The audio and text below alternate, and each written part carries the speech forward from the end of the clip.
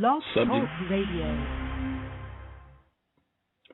Subjugated people are often taught and or enticed to use words that they themselves cannot define or explain. Through the use of logic, this is done by the subjugators for the purpose of deceiving and confusing their victims in a manner that results in their victims often not being sure of what some words mean whenever those words are used to say whatever they say. This results in many subjugated people thinking things that they should not think and saying things that they do not intend to say. Many times, what is said means less to the person who says it than it means to the person to whom it is said.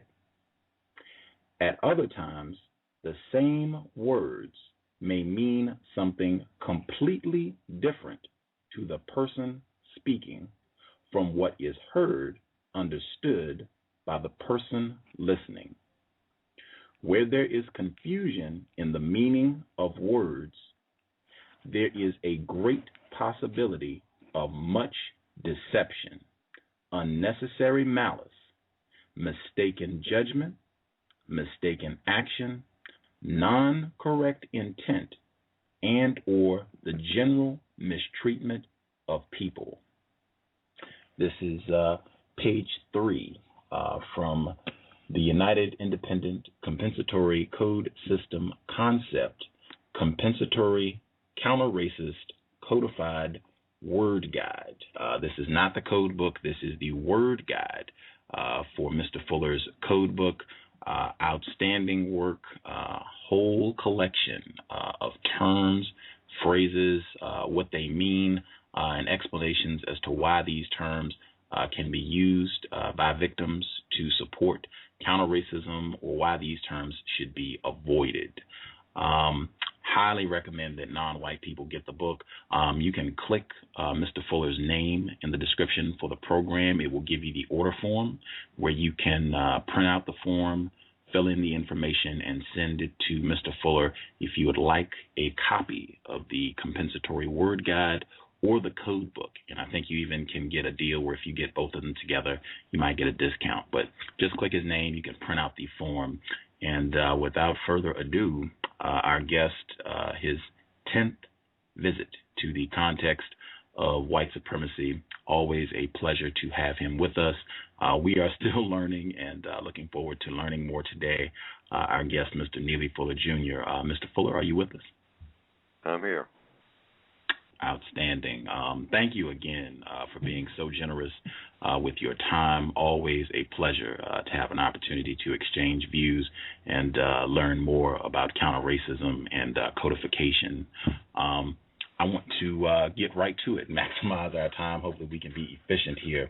At the very beginning of the word guide, you write, "The will to produce justice is itself the beginning of the end of the error." Can you clarify what you meant with that sentence? Oh, well, for one thing, everything is full of error if people don't have the will to correct errors. And one of the biggest errors ever made in the history of the known universe among the people of this planet was the idea and the concept and the practice of the system of white supremacy and or what we call racism. So whoever came up with that idea and brought it to fruition in that form came up with the most powerful political and religious idea that is known in recorded history. There might be something back before what they have popular recorded history, but as far as the history that is available to the people on the planet right now, there's no idea, no concept of interaction between people, religious or politically, that is more powerful than the concept and the practice of the system of white supremacy and or racism.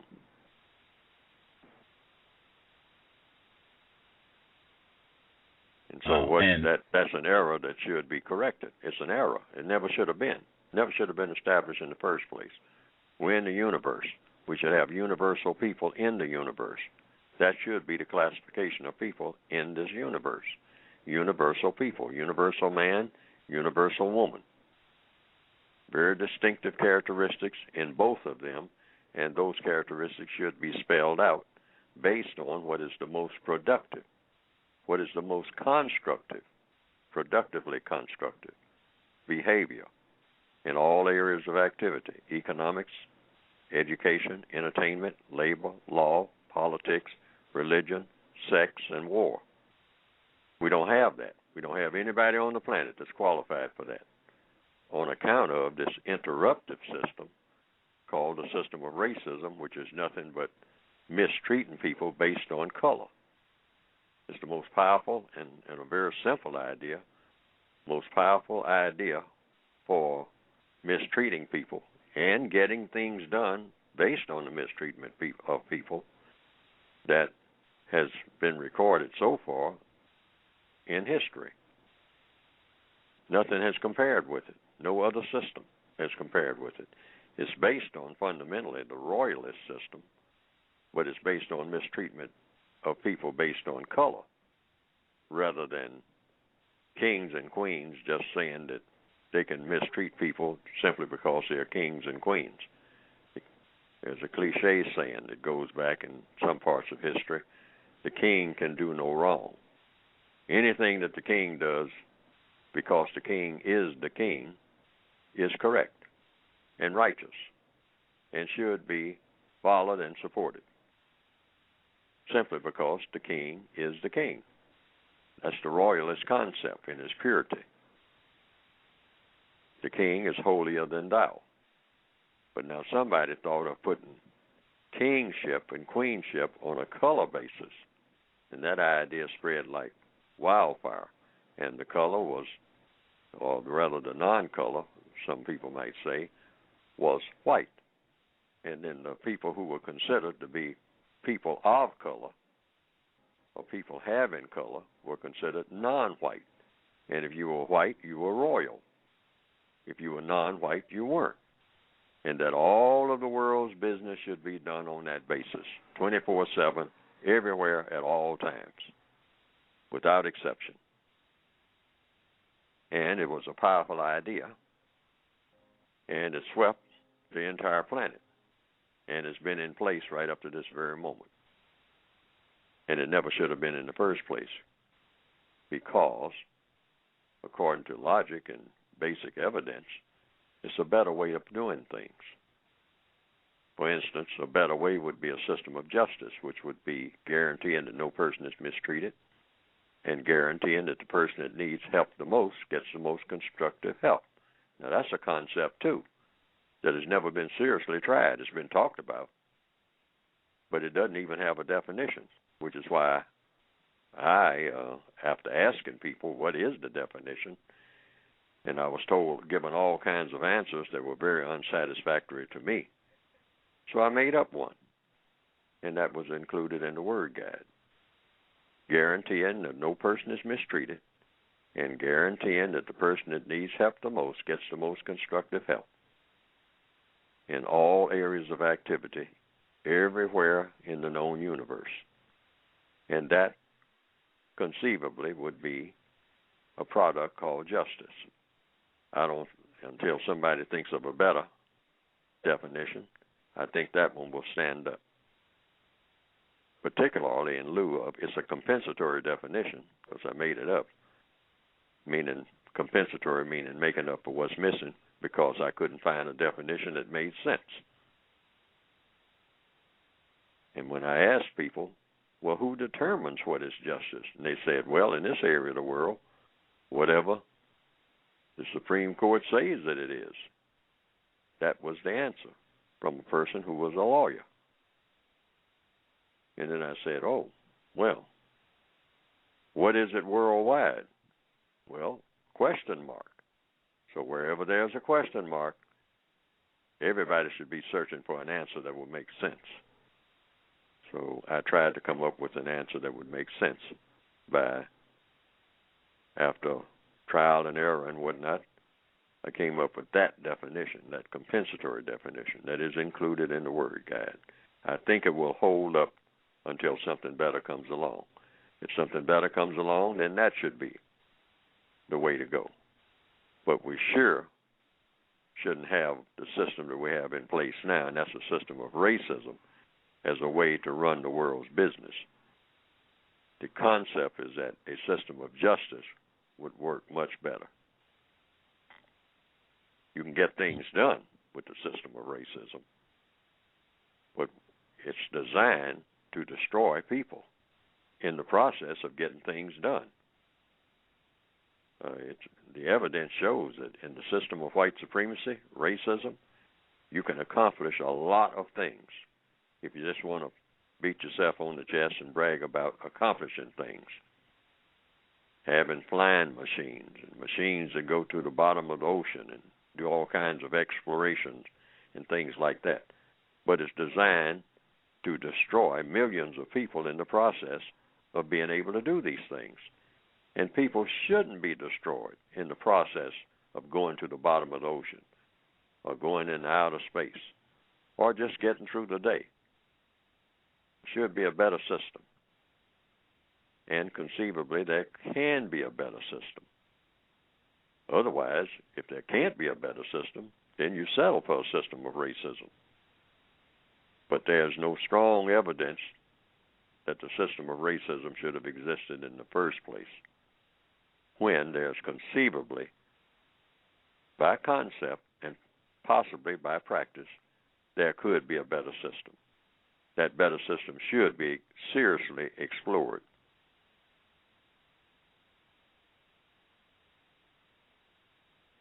I definitely want to spend some time deconstructing what race means within the context of white supremacy, but I was hoping if you could just take a moment to really clarify for our listeners the part about the will, the importance of will, because you talk about that in the code book as well.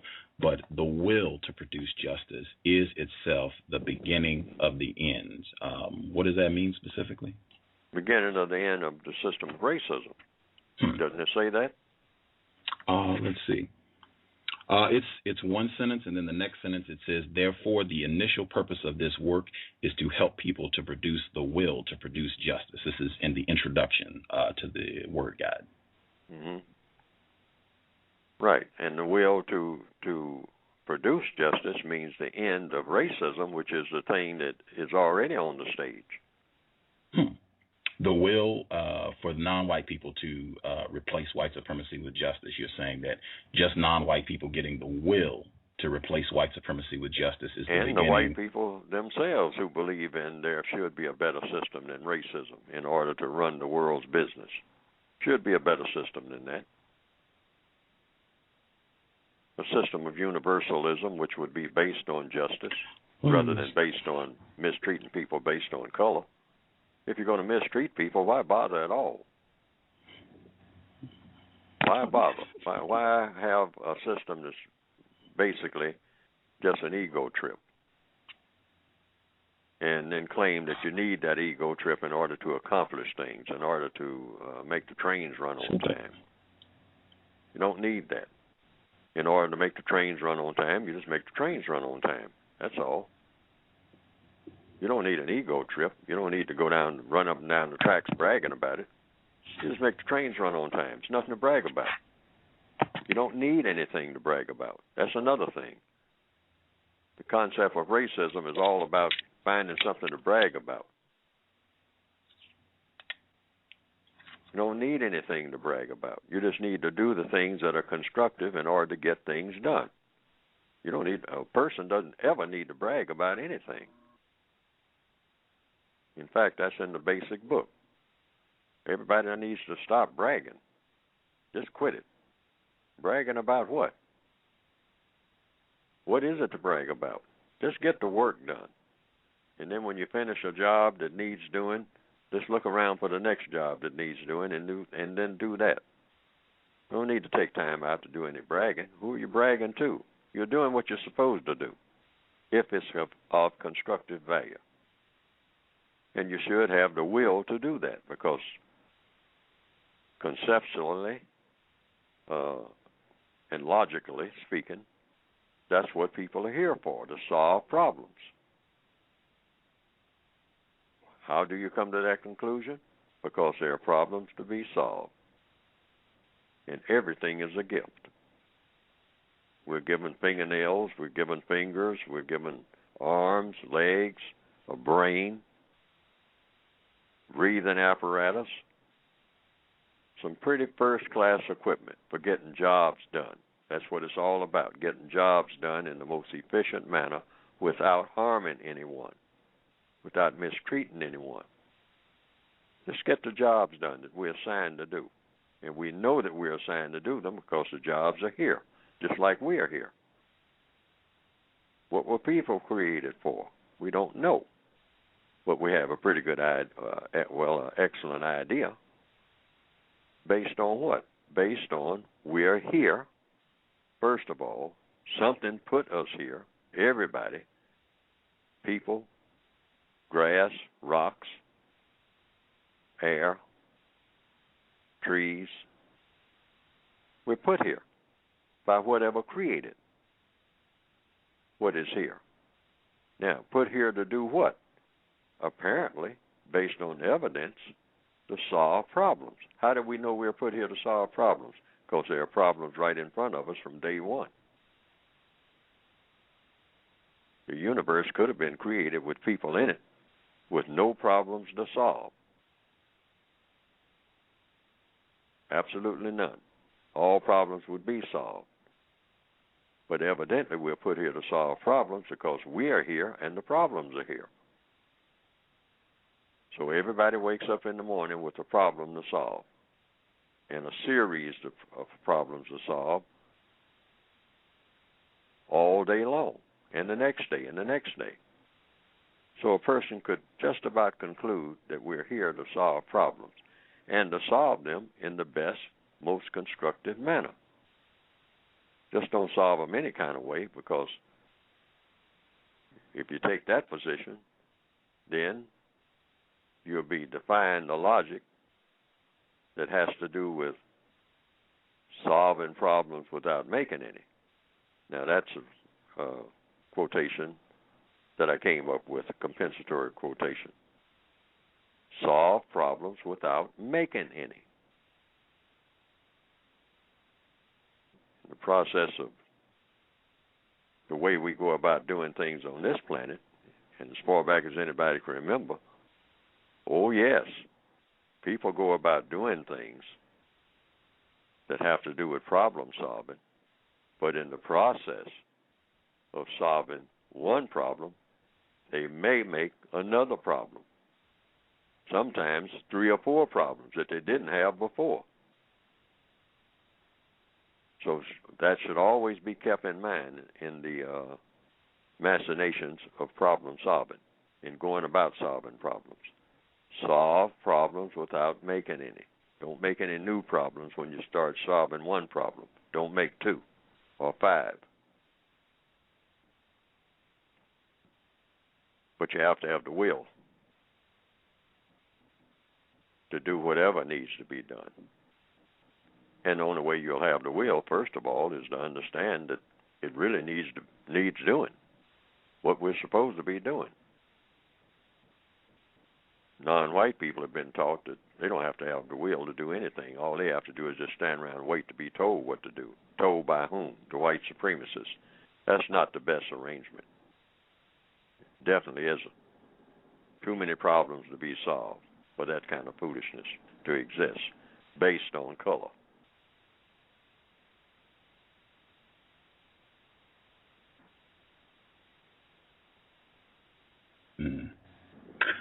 Context of white supremacy.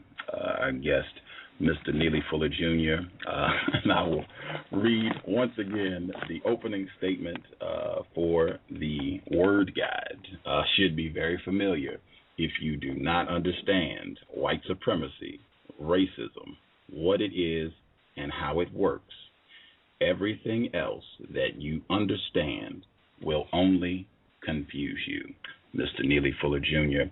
I want to get to the concept of race because I see a lot of confusion around this concept and, people saying that black people are a member of a race. You cover this in the code book. You also cover it in the Word Guide. I want to read, this is on page 311 from the Word Guide where you're talking about race. I want to read this little portion and then get you to elaborate. You write, race is racism, the mistreatment of people based on color, non-color. During the existence of white supremacy, racism, the only race of people that exists in the known universe is the white race. There is not now, nor can there ever be, a so-called human race.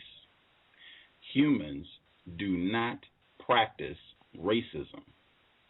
Humans are people who practice humaneness. Humane people do not practice falsehood, non-justice, or non-correctness. Humans practice peace, the use of truth in such a manner as to result in the practice of justice and correctness. It is not possible to be a member of a race and not mistreat people. I'll read that one more time because you have that underlined. It is not possible to be a member of a race and not mistreat people. During the existence of white supremacy, it is not possible for any person to be or to function as a human being. The system of white supremacy, by its very existence, prevents people from functioning as humane beings. During the existence of white supremacy, all people, both white and non-white, function as non-human and or non-humane beings. The purpose for being a member of a race is to practice racism. The reason for practicing racism is to mistreat people for the purpose of profit, glory, and or fun. Racism is specifically designed to produce throwaway non-white people. Racism should not be supported or defended at any time for any reason, regardless of the great material benefits that such a system produces.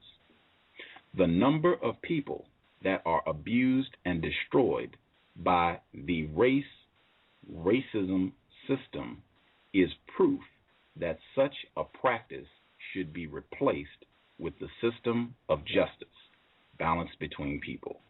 Can you share your views on race and why black people are not a race? Well, for one thing, black people are subject to a race. Racism is racism, and the only functional form of racism is the system of white supremacy. Now, supreme means just that. You can't have two supremes. You might have it in a singing group, but you can't have it when you start talking about color. If you say white supremacy, that means you don't have any such thing as black supremacy. That's impossible. It's either one or the other. And black people shouldn't aspire to be black supremacists. That would be just the same old form of mistreatment, but it would be done in blackface. We should replace the system of white supremacy with the system of justice, which means guaranteeing that no person is mistreated and guaranteeing that the person that needs help the most gets the most constructive help. Now, people who want to be a member of a race, or just by saying that, means that they want to mistreat somebody based on color. That's all it's good for. You can't name anything that it's good for other than that. You can sit down and study and study and study and study. You can't come up with anything that would justify being a member of a race except to mistreat someone based on color. That's what it's for. That's what it always was for. It wasn't based on anything else. It wasn't based on people trying to help people do anything except mistreat someone. Oh, yes, if you want to help someone to mistreat someone else, then you can have a race because it's all about mistreatment. Race is racism. You can't separate race from racism. If you're a member of a race, you believe in practicing racism. That's pure logic. That's in-your-face logic. That's not even having to think twice logic. What is the purpose of a race? Just ask that question. And somebody might say, well, it's to accomplish something. Do you have to be a member of a race to accomplish something? And what is the something you're trying to accomplish? I mean, what's going on here? If you're trying to produce justice, you certainly don't have to be a member of a race to do that. You can just be a person who believes in producing justice. So what is this race for? You can be a group, you can be a member of a sorority. You can be a member of a number of things. But why race? No, the white supremacists, someone who thought up the idea of white supremacists came up with that idea of race and then went around telling everybody else what race they belong to. The white supremacist says, oh, I'm a white person and I'm a member of the white race. I'm just not white. I mean, that's not the most distinctive thing. I'm also a member of the white race. That means I'm in a business of practicing racism. And that's not just being white, because there are a lot of black people who look like they're white. But it's what I do based on being white. And what I do is practice racism. Now, I'm going to say that I am a white person who is a member of a white race. The name of that race is the white race, and the white race is designed to produce a thing called white supremacy, which means mistreating people based on color for my convenience. And I will also tell other people what race they belong to. They can't tell themselves because I'm supreme. I do the naming. I say that you are a member of the brown race. You're a member of the yellow race. You're a member of the red race. You're a member of the tan race. You're a member of the chartreuse race. You're a member of whatever race I say that you are. And then I train you, once I whip you into submission, to repeat what I said. What I said, not what you're saying, because you haven't said anything. And if you do say anything, I'm not paying any attention to it anyway, because I'm supreme. I say what you are. So if I say you're a member of the brown race today, and then the next day I say, I think that you're a member of the red race, and you say, oh, no, I'm a member of the brown race. That's what you told me yesterday. Well, I changed my mind. You're a member of the red race today. See, when you're a white supremacist, you can do that. And you say, well, I don't want to change and whatnot. Well, it's not a matter of what you don't want. It's a matter of what I say. Now, and to show you better than I can tell you, you better repeat after me or else, because I can hurt you and you can't hurt me. That's why I'm supreme. Wake up and smell the coffee. I'm supreme. You're not. I tell you where to work. I tell you what kind of shoes to wear. I tell you what shoes to put on and where to get them. And I manufacture them. I am in charge of everything about you, the pillow that you lay your head on. Girl, gal, boy, I'm a white supremacist. Stick that in your dumb brain, like it or not. Now, that's the voice of the white supremacists when they get serious. They'll play with you for a while and let you think that you're this and you're that and you're what you call yourself and all like that. They'll call you anything that they want to call you because you can't whip them. That's why. That's the bottom line. Like they say in the mafiosa, hey, it ain't personal, it's business.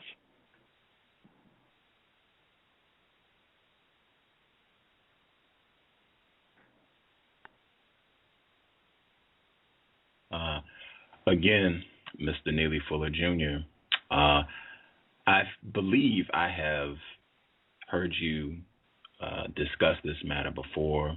I know you did a program with Cree, counter-racist evolving engineer, as well as Mr. Edward Williams, counter-racism.com, where you have covered this concept. It's in the code book. Why do you think black people continue to be so confused about the concept of race, believing that they are race, even black people who've been exposed to counter-racist logic? Because it's a powerful idea. It's the most powerful idea on earth. It's white supremacy. When the white supremacists teach something, it sticks.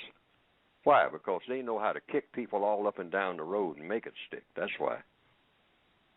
See, when they show you better than they can tell you, they mean that. And they mean it all over the world 24/7. They'll talk nice to you up to a point. And then they'll say, hey, fun's all over. Now, when I tell you to get in the ditch, you get in there, and you've got 2 seconds to get in. And I just counted one of them. And you better find yourself in that ditch, because that's what you call the moment of truth. See, and black people have a serious problem with the truth.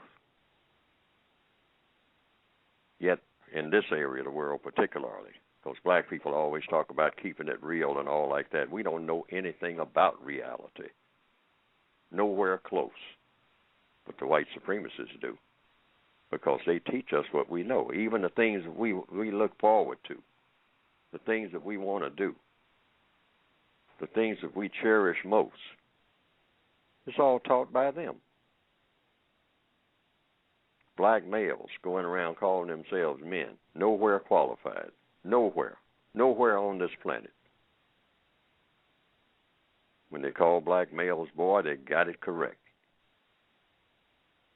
A boy is subject to a man.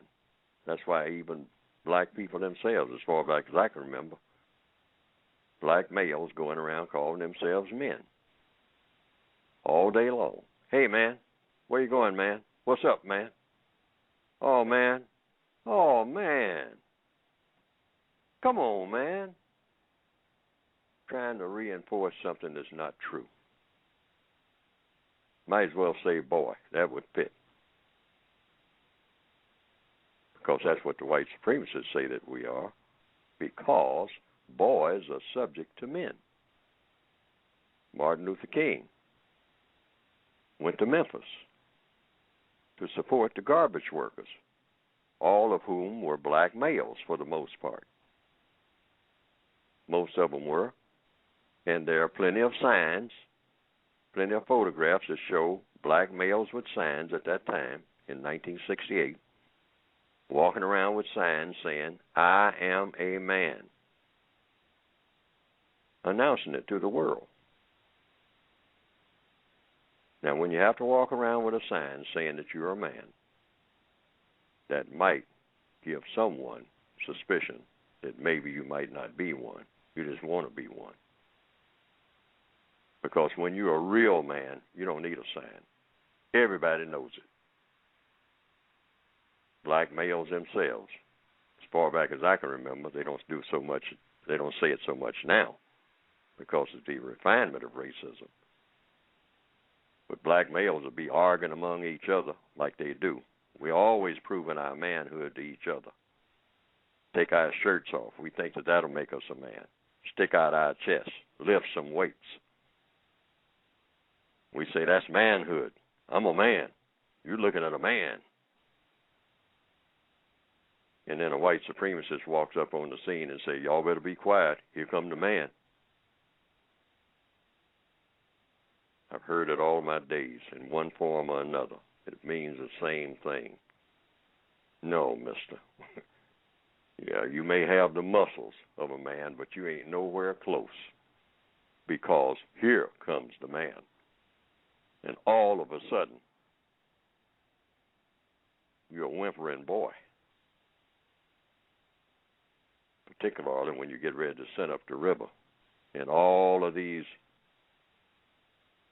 greater confinement places that they call prisons, the code calls them greater confinement because we're already confined. All of a sudden, the manhood is gone. Standing there, big bulging muscles, can lift any kind of weight you can name, and saying, "Sir, I'm sorry. I didn't mean to do it. Please don't give me that much time. Please this and please that." But when you're out on the street, everybody's MF this and MF that. You didn't say that when you got in there standing in front of that bench. Why didn't you tell him MF this and MF that? No, you're not a man, nowhere close. The man is sending you up the river. You broke my law. You broke my law. You broke my law, kiddo. You know. So I will determine your fate and the fate of all your little ones that you're leaving behind. And that lady out there that you call your woman, forget about it. You're going to be the woman in about 10 days in that lockup with your mannish self. That's the voice of the white supremacists. That's the power of the white supremacists. And black males, according to the code, got to stop shamming, stop pretending that they're something that they're not. That's the first order of business. And learn to face the truth. Because once you start facing the truth, then you can start getting something done. But if you pretend that you're something that you're not, you'll never be what you ought to be. Right now, the white supremacists are saying, well, I'm not going to let you be a man in my system. And you don't want to be a boy. You get mad if somebody calls you that. So, this is 2011. All of you black males out there, you can think seriously about becoming females. I'll put you in the movies. You put on a dress and a wig and whatnot, and you switch around, put on some heels, get some rings in your ears, and you can be a female. But you're not going to be a man, ever. Not in my system. And you don't want to be a boy. So be a girl. And teach your young ones, your young males coming up behind you. Stop telling them that you're a man, because you're not. But tell them that they can be girls too. All of you go switching around. Now, that means that the black female will take a look at this, and so she's left with a choice, since she's going to have to be the female and the male. She's going to have to be the attempted man, because the white supremacists are telling the black males all over the world, give up on manhood. Give up on manhood. I'm going to make it easier for you to not have a gender called masculinity. Forget about that. I put you on television. You got a heavy voice. You're going to have to make that voice sound a little bit more squeaky. Get rid of that heavy voice. Heavy voices bother me. That's what the white supremacists say. Coming from a black male, heavy voices bother me. Raise your voice a little bit. Sound like your sister when you talk. And a lot of black males are falling for it. Why? Because we fall for anything that looks like it's new. It's not new. They did the same thing back in the Roman Empire. One of the first things they did was castrate the black males, took their sexual organs away from them. Now we're volunteering to give up our sexual organs. Double whammy. Yes, twofers. And then they'll dress you up then. Oh, yes. Once you don't have any sexual organs, now they'll put fancy clothes on you. Oh, yeah, put a big gold turban on your head. Put a big ruby in the center of it. Get plenty of bling-bling. Oh, yeah, we got a warehouse full of bling-bling. But you're nothing. You gave up your gender, you're nothing. You're still black. You got bulging muscles and all like that. But, hey, you got no equipment. You gave up your gender. That was the thing that had us concerned as white supremacists. But now we got you giving it up voluntarily. That's an ideal situation. Doesn't get no better than that. So you can put on gold slippers or whatever you want to and just prance around all day long. And we'll applaud you. But don't you dare act like you're a man, because there's only one man in the house, and he's white. And when I say the house, I mean the universe. That's the voice of the white supremacists. Trying to get people who are listening to understand white supremacy and what it means. So now you got black females lining up going to prison because they're trying to act like the males, because they have been told that that's what they ought to be. Give up your femininity.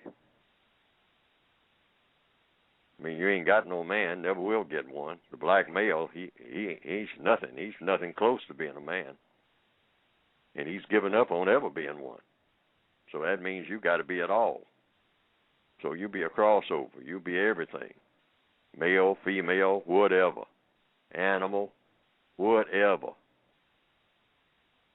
Confusion.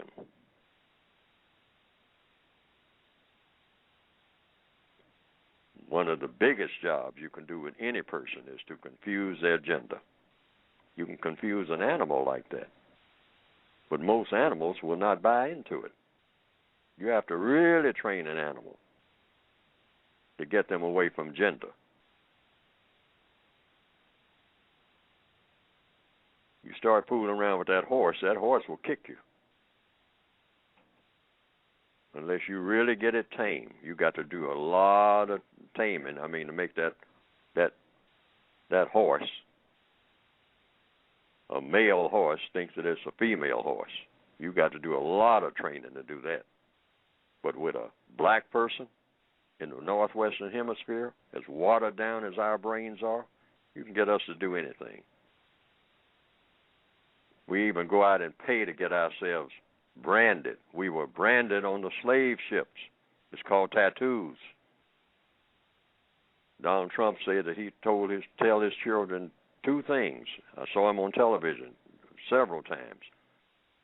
Some other people within the sound of my voice may have heard him say the same thing. Don't you dare fool with those drugs. You know, drugs will mess up your mind. You don't know what you're doing. You can't be a Donald Trump, not for long, and be strung out.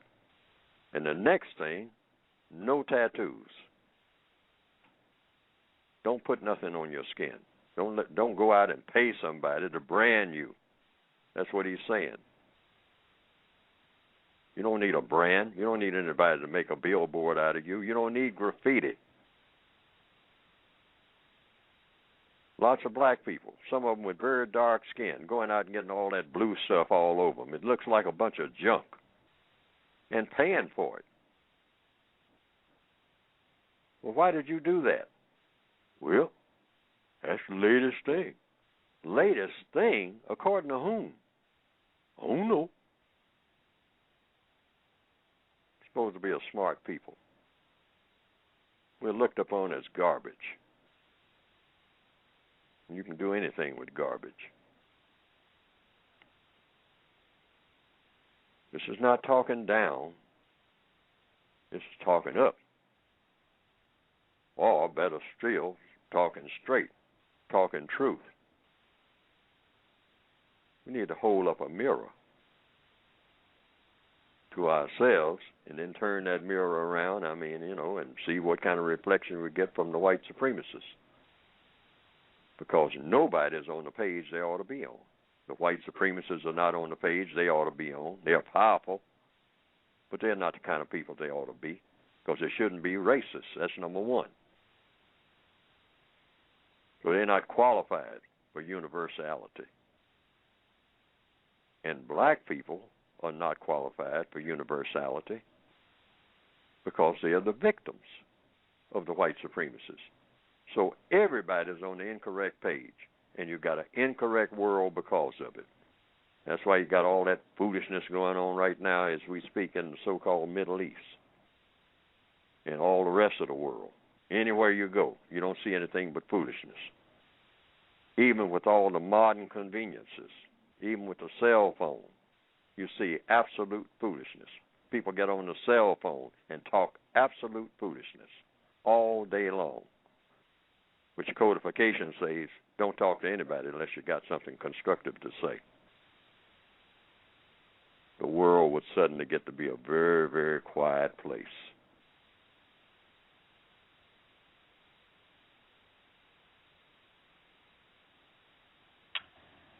Context of white supremacy. If you are listening to the program, I would appreciate it if you could tweet this broadcast, put it on Facebook, let folks know they can tune in and hear Mr. Fuller. They can call to ask questions. Constructive information, in my opinion. Just share it with as many non-white people as possible. I just want to be clear on this subject because, again, I know there's a lot of confusion. Mr. Fuller, you think it would be constructive and accurate if black people discontinued referencing themselves as a race, saying that they are members of a race, and just began saying that there's only one race under the system of white supremacy. It would be constructive if non-white people did that?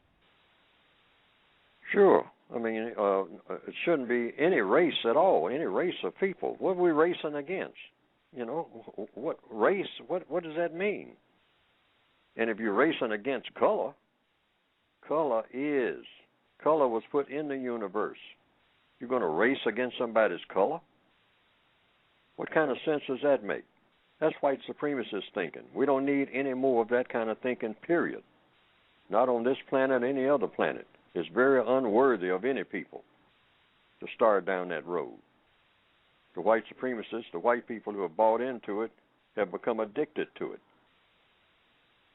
And black people think that, hey, the only thing wrong with white supremacy is that it should be black supremacy.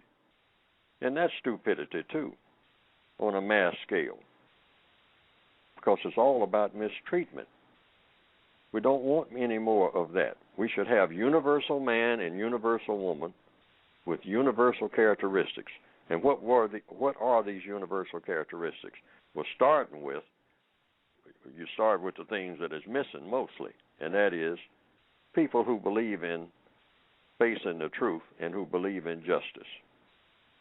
Find truth and reveal truth, because that's the first thing you need, because the white supremacists deal in deception. They deal in finding falsehood and embellishing falsehood and promoting falsehood. That's what causes confusion. Anytime you have false information, like they get on television every day and send out all kinds of false information, get everybody confused because that's the result of false information, then people are running around fighting and killing and whatnot and hacking each other to death like in Rwanda based on some kind of rumor that somebody started and nobody even knows who started it until the bodies start piling up, and then somebody, out of the horror of it all, says, well, wait a minute. How did this get started in the first place? And the white supremacists over there hiding behind the wall, just cracking their sides laughing, saying to themselves, they fell for it again. These are the dumbest people that the universe will ever see. They keep falling for the same thing over and over again, and I keep doing it to them over and over again, and they can't remember from one day to the next. what happened a couple of days before. When I tricked them that time, and I'm tricking them again with the same trick. They don't even recognize it. Why? Because they're so busy thinking about nonsense, and their heads are empty. They're not suspicious of me. All I have to do is come with bling bling and a smile, and they fall apart. We need a new world. The characteristics of universal man and universal woman. Now, it's going to be a long list of characteristics, I'm sure, in order to correct this mess. But black people should be the pioneers. Why? Because it doesn't look like anybody else is taking that initiative. We should try to become the pioneers in becoming universal man, universal woman. Not race man, not race woman, or their victims, which is what we have now.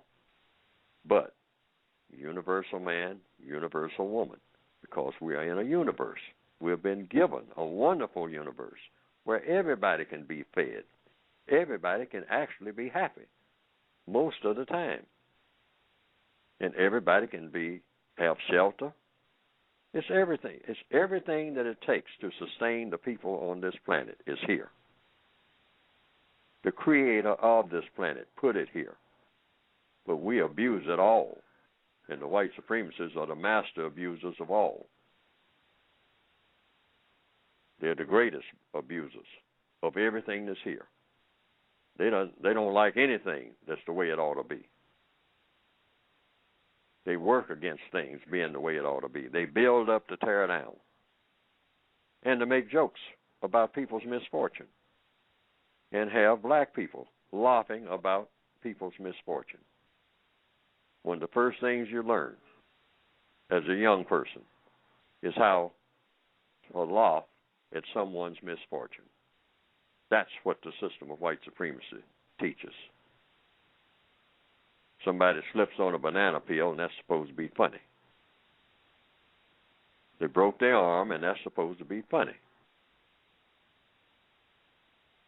Rather than clean up the environment, starting with the banana peel not being there in the first place, and certainly if the person does slip on a banana peel, you try to help the person, or the person bumps their head.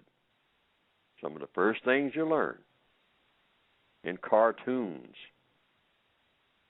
in what we call comic strips, one of the first things I learned is how to take advantage of someone who is in a weak position. That's the white supremacist philosophy right in your face. And then going around killing people for fun. They like that too. That's another thing you learn. Most of the books on every shelf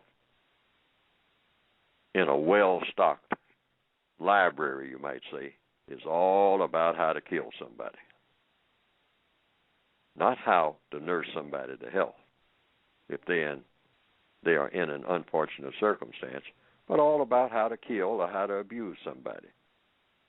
Murder mysteries, who done it, the body in the trunk, the headless corpse.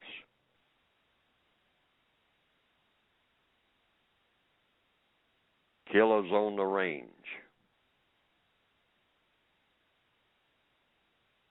Six-shooter cowboy. All about death. There's nothing that's magic about making people dead. Killing somebody is one of the easiest things in the world to do. But if someone spills some gasoline on themselves and they catch fire, you got your work cut out for you if you're going to nurse that person back to health. That takes a lot of skill. That takes a lot of ingenuity. And it takes a lot of time and lots of dedication to cure someone of third-degree burns over 70% of their body. It takes a lot of skill, a lot of time, a lot of dedication. But killing somebody, You can walk up behind anybody on a bus stop with a hammer and hit them right in the back of the head and kill them. In one instant, they're dead. But that's supposed to be a big deal because the white supremacists say, now that's glamorous. That's wonderful. That's a great thing to write a book about. We need to stop and think about these things. The system of racism breeds mass insanity, and we all embrace that insanity and think that is normal. That's what we call it, normal. We call it a life. It's a terrible system. Always has been.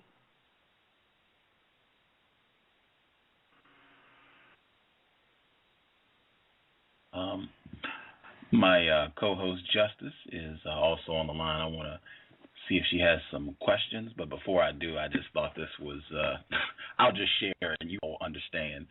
This is in the introduction to the Word Guide. Mr. Fuller, you write, the importance of correct context. When using words, context is extremely important. One should ask, what is the context in which the word is being used? During the existence of the system of white supremacy, many people have been taught and or guided into promoting confusion and non-correct conflict by repeating or altering some of the words of a non-white person in a manner that did not best reveal the truth of the intended effect of those words. Therefore, according to compensatory counter-racist logic, and in order to reveal truth in a manner that best promotes the production of justice and correctness, the context in which anything said or done should be given correct consideration. Context of white supremacy. Justice, if you have some questions you would like to ask Mr. Fuller, your line is open. Go right ahead. Hello, Mr. Fuller. Good evening. What is your purpose of being on this program, The Cows? Oh, to talk about replacing the system of white supremacy with justice. That's on any program I go on. I say that's the only purpose for breathing, really. If you are on this planet and you're talking about problem solving, that's the first problem that needs to be solved. Reason being, you can't solve any other major problem, like I said on the back of the basic book and also on the back of the Word Guide. Can't solve any basic problem without solving that one. All major problems stem from the system of racism. Why? Because they have taken over everything that anybody aspires to do. Anybody who wants to do anything on this planet, they're going to have to deal with the races. And the races always have ill intent. They like fighting. They like killing. They like people being in misery. They like to put people in a miserable situation, and then they come and sometimes rescue the people from the miserable situation that they put the people in. And then they brag about themselves for having the power, first of all, to cause the problem, and then have the power to clean up the problem. In other words, it's a God complex. They like to act like they are gods. In fact, in ancient times, they used to call themselves gods, back in the times of the Roman Empire. And they used to appoint statues and call them gods. This is a statue. This is the god Zeus. This is the god Apollo. This is the god of this and that. And they call that civilization. Just as crazy as it can be. Well done from an artistic viewpoint. But when you look at Is this constructive activity? The answer is no. Why? Because people are mistreated in the process of all of that so-called civilized art.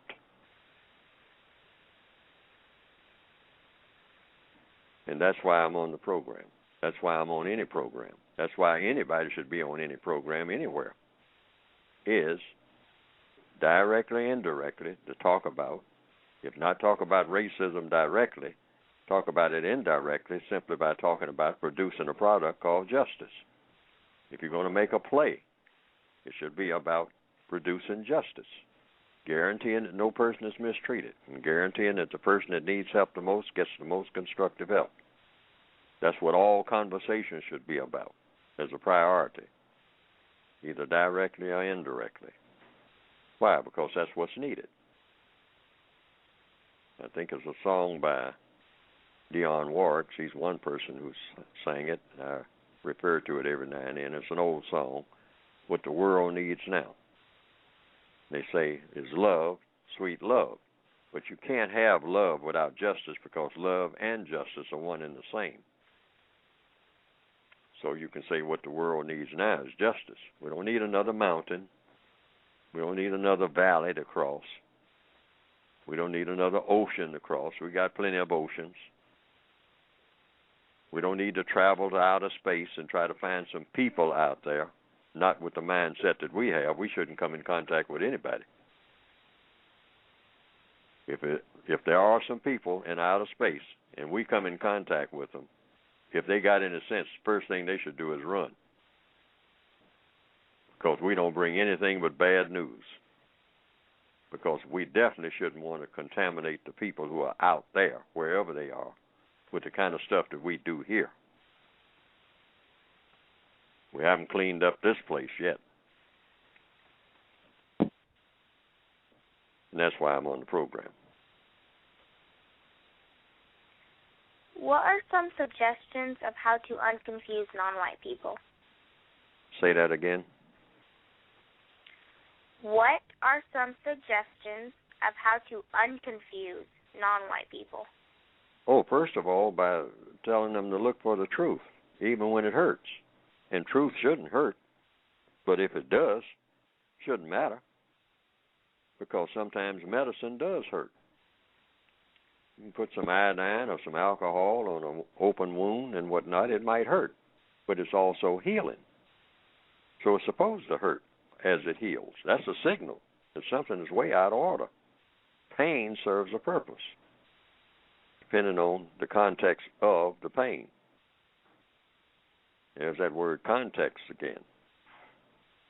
See, so the one thing that you want is to, everything in the universe is either in the constructive mode or the non-constructive mode. In other words, it's in one of those two categories. There's nothing in between. Everything that anybody says is going to have a constructive effect or a non-constructive effect. Everything that everybody does is going to be constructive or non-constructive.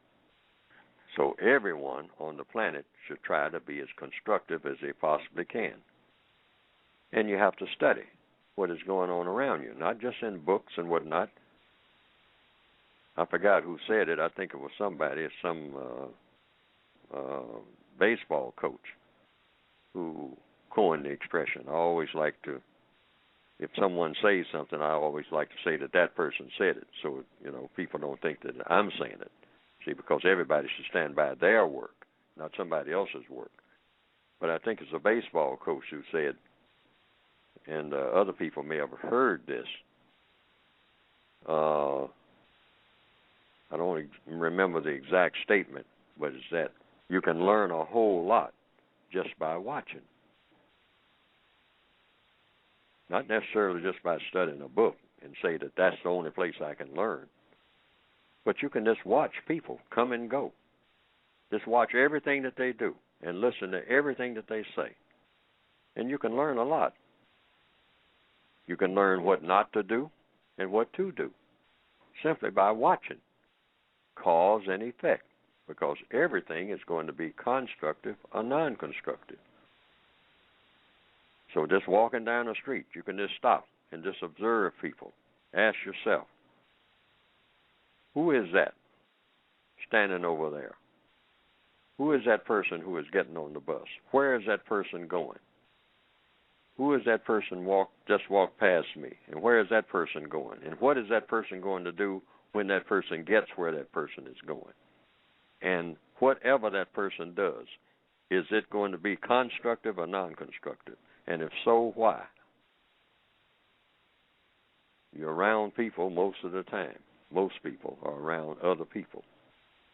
And they are with themselves all the time. And they can ask themselves, this that I'm fixing to do today, my plans for tomorrow, is it constructive or is it non-constructive?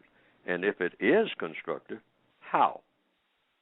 What's going to be the constructive result of those plans that I have made for tomorrow? For tomorrow, what is going to be the constructive result? And sometimes you don't know. You say, well, I don't know until I do it. So when you do it, then you will probably know. You'll get an idea. Say, well, I did that, and I'm not too sure that that's constructive. I'll have to study what I did a little bit more and see what the result was.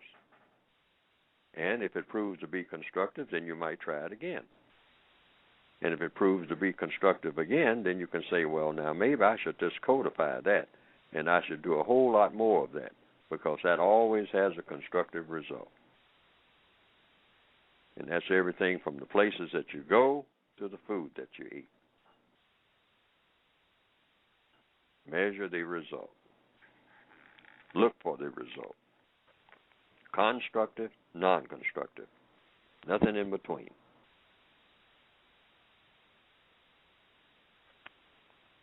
In what ways do you intend your book, a compensatory counter-racist codified word guide, to be constructive in working against racism, white supremacy, and why did you want to make a book about words and definitions? Because words are tools.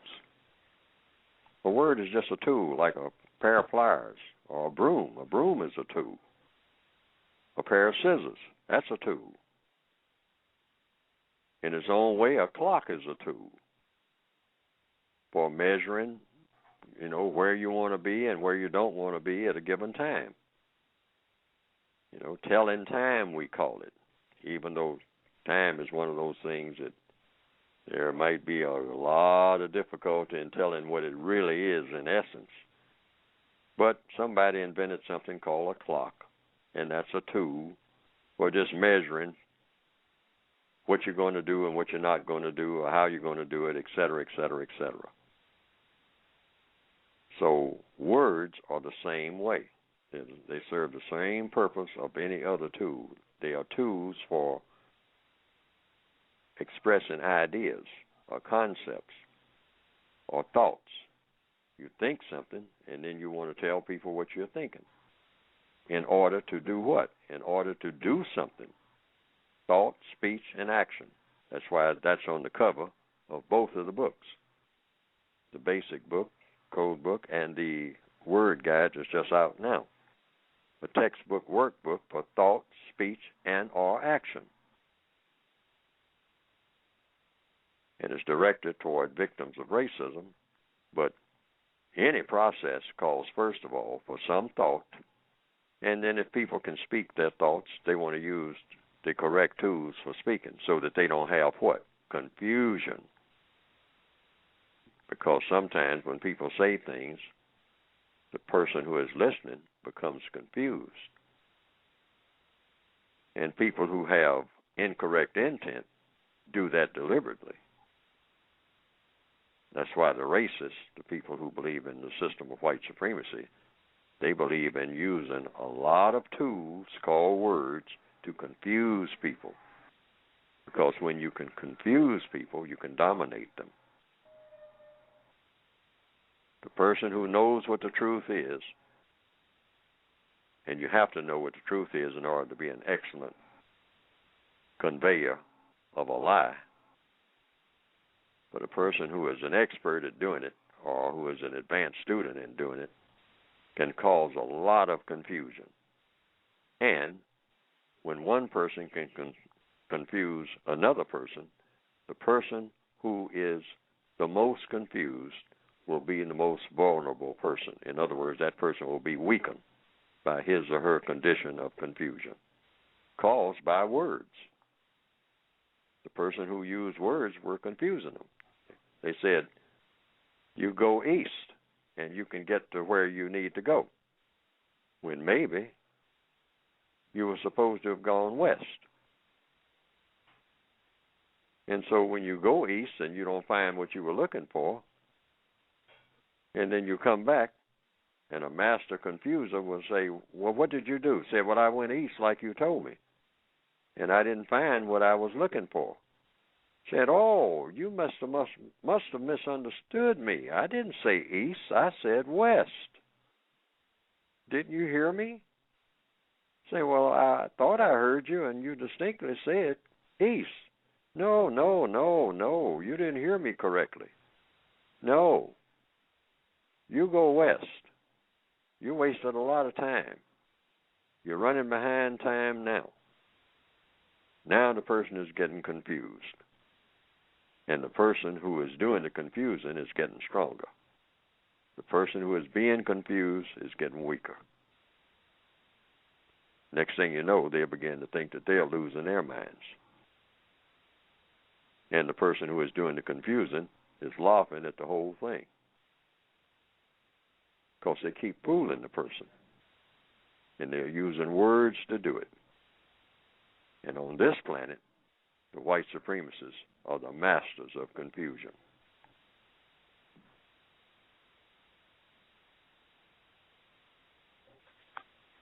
This show is the context of white supremacy.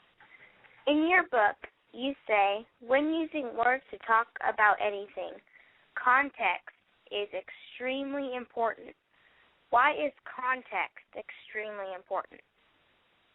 Because the white supremacists take things out of context. They will tell, by context we mean they'll tell you part of something. The part of the thing that they will tell you will be facts that sound like they make sense. But when they tell you enough facts, some people say all the facts, but if they tell you enough facts, you may get another picture altogether. A person might tell you, well, you might ask, well, is it safe to go down in the basement of the house? And the person might say, oh, yes, it's safe to go down in the basement of the house. So you go down into the basement of the house. But what they didn't tell you, that there are two parts of the basement. Now, it's safe to go in one part, and it's not safe to go in the other part. Because if you go in the other part, that's where that big furnace is, and when you open the door, the flames will leap out at you. But they didn't tell you that. That's what I mean by context. And when you come back burned, and you say, you told me it was safe to go in the basement. Say, oh, yes, I told you it was safe to go in the basement, but not the part that you went in. The basement has two parts. Yes, but you didn't tell me that. Well, you didn't ask. See, a master deceiver will do that type of thing. And there are a lot of people within the sound of my voice who have experienced that type of thing too. And you have to, once that happens to you, you have to bear, that person who does that type of thing, you have to watch them and listen to them very carefully. And last but not least, be very distrustful of that person. That person may be a master deceiver because they take things out of context. They'll tell you part of something without telling you the most important part. And then they'll claim, well, they thought they told you everything that you needed to know when they knew better. That's taking things out of context. Sometimes they have all kinds of ways of doing that. They move words around in different places. They rearrange things, and that causes confusion. And they'll say, well, I use the same words. Yes, but you rearrange them. You use the same words, but you rearrange them in a way that now causes confusion. And confusion means that things are going to happen that shouldn't happen. Because in any confused situation, anywhere, at any time, things start happening that shouldn't happen. That's the nature of confusion. That's what it produces. So you eliminate confusion by not taking things out of context and not mixing things up with things that shouldn't be mixed. That causes confusion. That's why they have labels on cans, you might say. Kind of reduce confusion. Suppose you went to the cupboard or to the cabinet to get a can of carrots and peas and carrots, or get a can of beans. And when you open the cabinet, none of the cans in there had labels. Now you got to guess. And worse still, you might have a can that says beans, and when you open it, it's carrots. Now you got confusion. The use of words. The words don't match with the ingredients that are in the can. The white supremacists are experts at that type of thing. They will use terms like freedom without giving it any kind of definition. And you should always ask, what do you mean by that? Well, you know what I mean. No, I don't know what you mean. What do you mean when you say that? Well, you have an idea of what I mean. Yes, I might have a lot of ideas, but I want to know what you mean when you say that. That's the codified procedure. In order to deconfuse, you have to ask enough questions. And going in, you really don't know what enough questions will be until you get all of the answers that you need. And sometimes you really don't know how many answers that is, particularly when you're interacting with a master of deception, which many white supremacists are.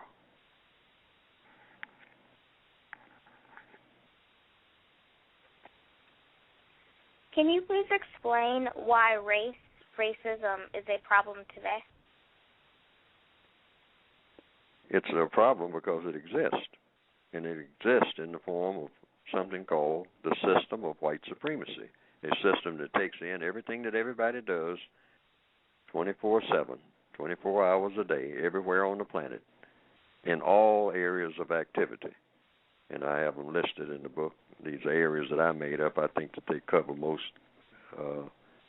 things that most people are doing, either directly or indirectly, on the planet at any given time. And all of these areas are interactive, meaning one kind of blends into another. And they are economics, education, entertainment, labor, law, politics, religion, sex, and war. And one area of activity, what is done in one area of activity affects another. What is done in education affects what is being done in labor. What's done in labor affects what is done in politics.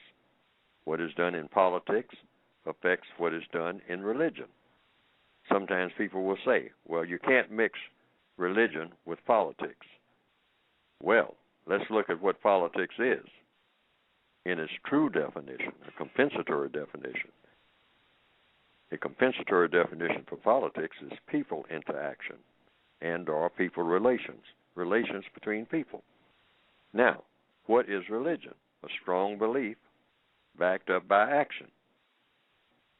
Action by whom? By people. Now, do people interact with people when they go to church or to a mosque or to a synagogue or to a temple? Yes, they do. Well, then that's politics. Any interaction between people is politics. Police, politician. This is all about people. The word people itself. Population. These are words that have their root in people interaction. So any interaction between people in any area of activity is politics. In entertainment is a political thing if it's people doing the entertaining. If people are interacting with each other in a religious manner, meaning having strong beliefs backed up by action, that's politics. But some people will say, you can't mix religion with politics. Well, you can't have religion without people. And politics is people. And people are politics.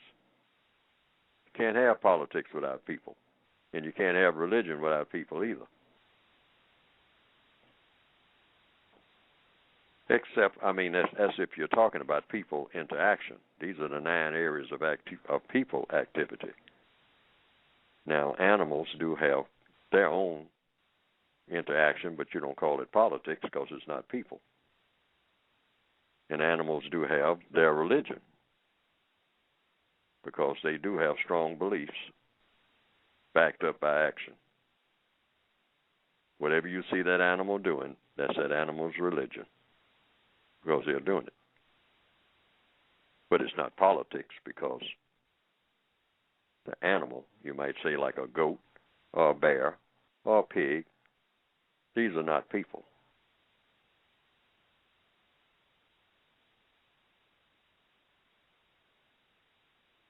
All people are politicians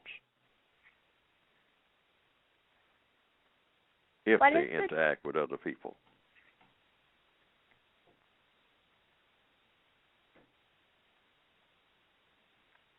Okay, I'm sorry I cut you off. It's okay. What is the difference between man and male? Also the difference between woman and female? Oh, the sexual organs and also the whole metabolism. It's not just the sexual organs themselves, the reproduction organs. Evidently, whatever created the universe designed a male and a female. Now, there are some similarities, a lot of similarities between male and female.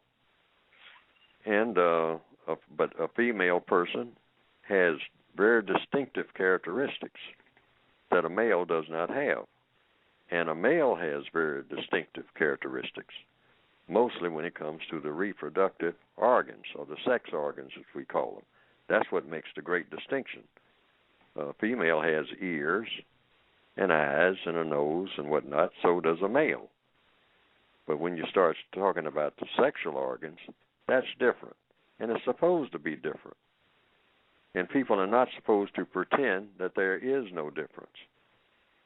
That when it comes to that, they'll say that ears are ears and noses and eyes and hair is hair and all like that. But when it comes to the sexual organs, you particularly have the white supremacists now, particularly, they're going all over the world telling the non-white people there's no difference between male and female. It's all the same. When you can look at a male and female and say, no, they are not quite the same. They have they do have arms and whatnot, but now they are not quite the same when it comes to some other things, very important things that should be recognized. But the white supremacists said, oh, don't pay any attention to that. You don't know what you're talking about. That's old-fashioned. Get out of that kind of thinking. Think the way that I'm telling you. Don't pay attention to your lying eyes. And they're starting all kinds of confusion among, particularly, people who say that they're very intelligent. But it's been proven by the white supremacists that if you say something over and over again long enough, even when people know better, they'll begin to doubt it. They begin to doubt what they know better. They begin to doubt what they know because someone is just standing there saying, no, you got it all wrong. You don't understand. You've been taught incorrectly. Everything that you have ever believed up to now has been incorrect. There is no difference between male and female, and you got to believe that, and the reason you got to believe is because I said so. You say, well, yeah, but I don't think that that's true because that's not what I'm looking at. Well, now forget about what you're looking at. Pay attention to what I'm saying. That's the white supremacists. That's what magicians do. And they are the masters of magic. Don't pay attention to what you perceive to be the truth. Pay attention to what I'm saying. Watch me pull this rabbit out of a hat. And the rabbit was never there. The hat's not even there. In fact, I might not even be here. But you watch me do it anyway. What they're doing is driving you slowly insane. Because you're not using what is logical that came with the universe. And they have proven that they can do that. They had people for years walking around saying smoking, putting something in your mouth and lighting it with fire, and so that something called tobacco will burn, and you inhale it, and it makes you debonair. It makes you look sophisticated. It makes you somebody. So you inhale deeply. You put all that smoke into your lungs, and you get an excellent feeling from it. Doesn't that feel good? Now, it won't feel good the first time you do it, but if you keep at it, it'll feel good. And then you'll get to the place where you want to do it all of the time. And I will provide it for you for a price. And it's good for you. If you're a lady, it makes you seem like you're more of a lady. You look sophisticated. If you're a gentleman, it makes you look debonair, particularly if you get a long, what they call cigarette holder. Or if you smoke a pipe, it makes you look dignified. If you want to look dignified, you get one of these objects that I'm going to put in your mouth, and you light it, and you blow smoke, and you look dignified. You look like you're a person with a lot of intelligence. What they're not telling you is that you're killing yourself. But they finally got around to saying that because too many of them were dying. So they had to tell the truth.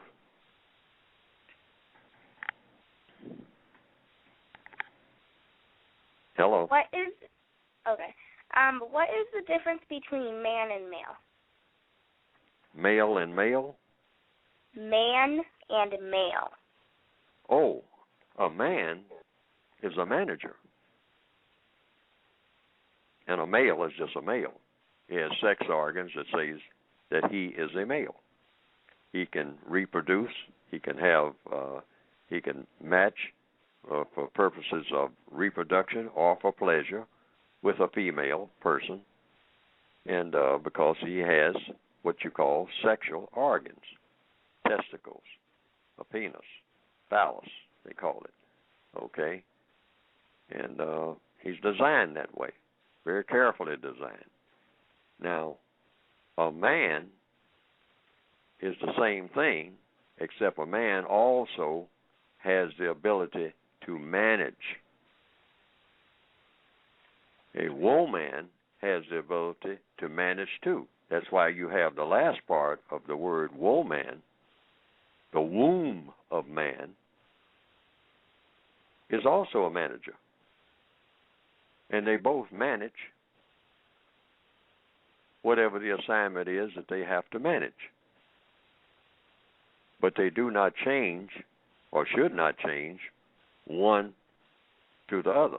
In other words, a man is a man and a woman is a woman. But now neither one of them are managers if they're subject to people who are hostile to them. So they're just male and female. For instance, the non-white people of this planet, if you notice, I always say are males and females because they don't manage anything. They have a manager, and the managers are the white supremacists, racist man and racist woman. They manage. They are the ones who are the bosses. They tell the non-white people, both male and female, what to do.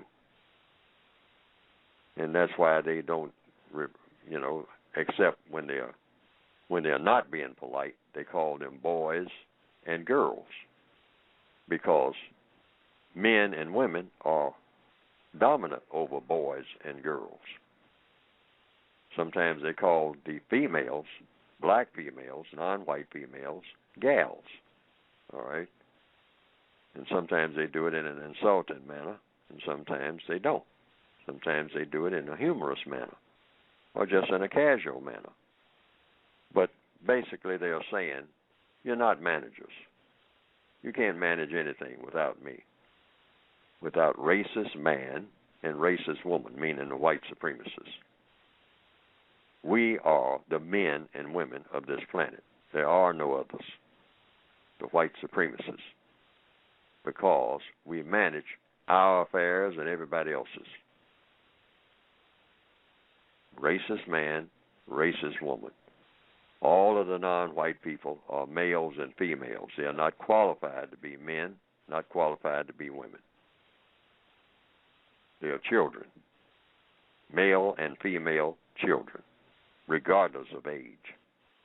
It's their status while they are subject to the system of white supremacy. That cancels out their ability to function as men and women.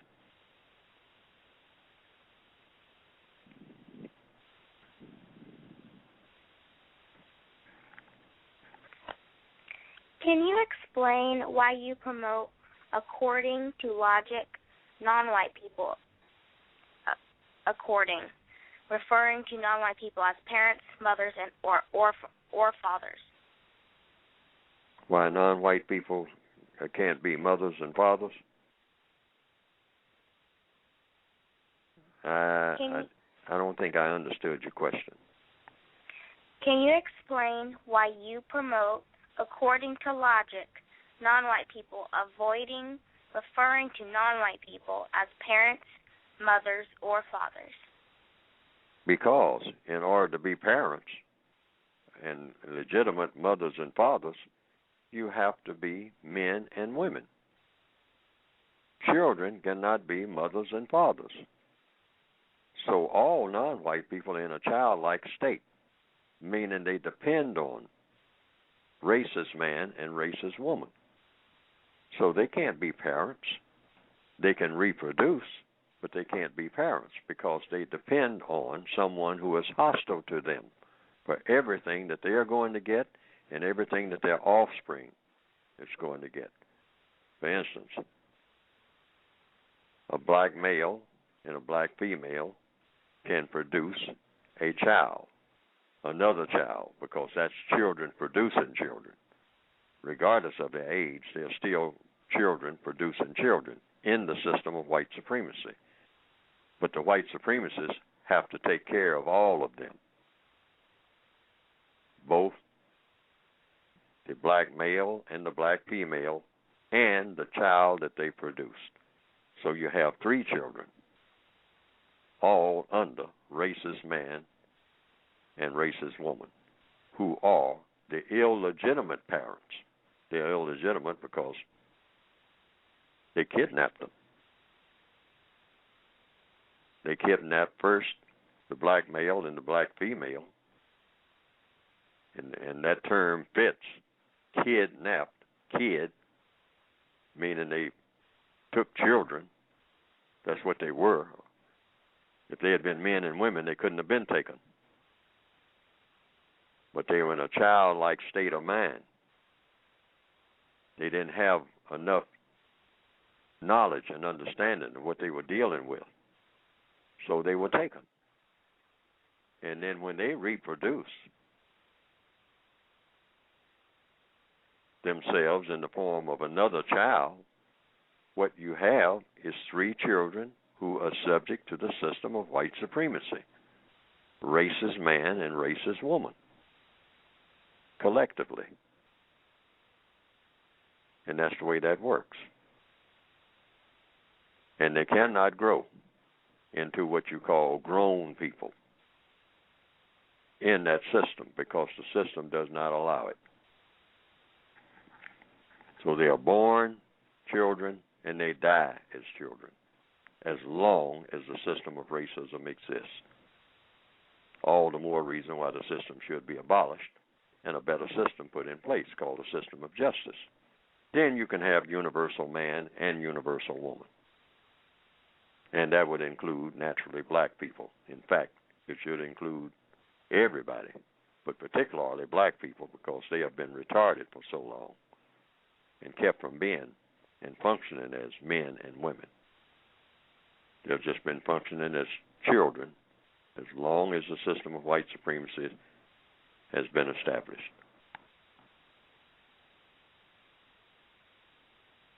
Why should you avoid using the term albino? Oh, you avoid using the term albino because what is an albino? You have to ask the person who uses the term. What exactly is an albino? Is a white person an albino? What is an albino? Is a non-white person an albino? A light-skinned non-white person, is that an albino? What exactly is an albino?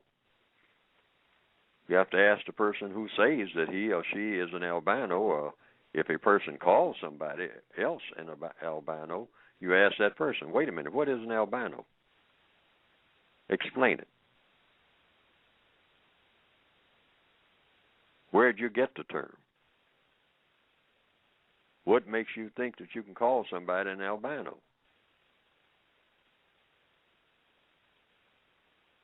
Who told you that that person was an albino, if somebody did tell you?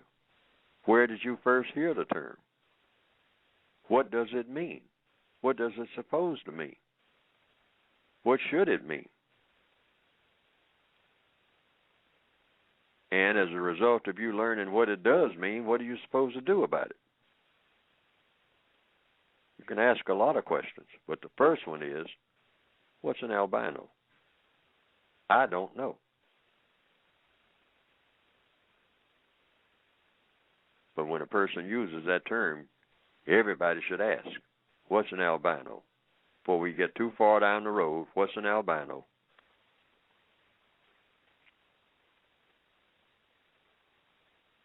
And what isn't an albino?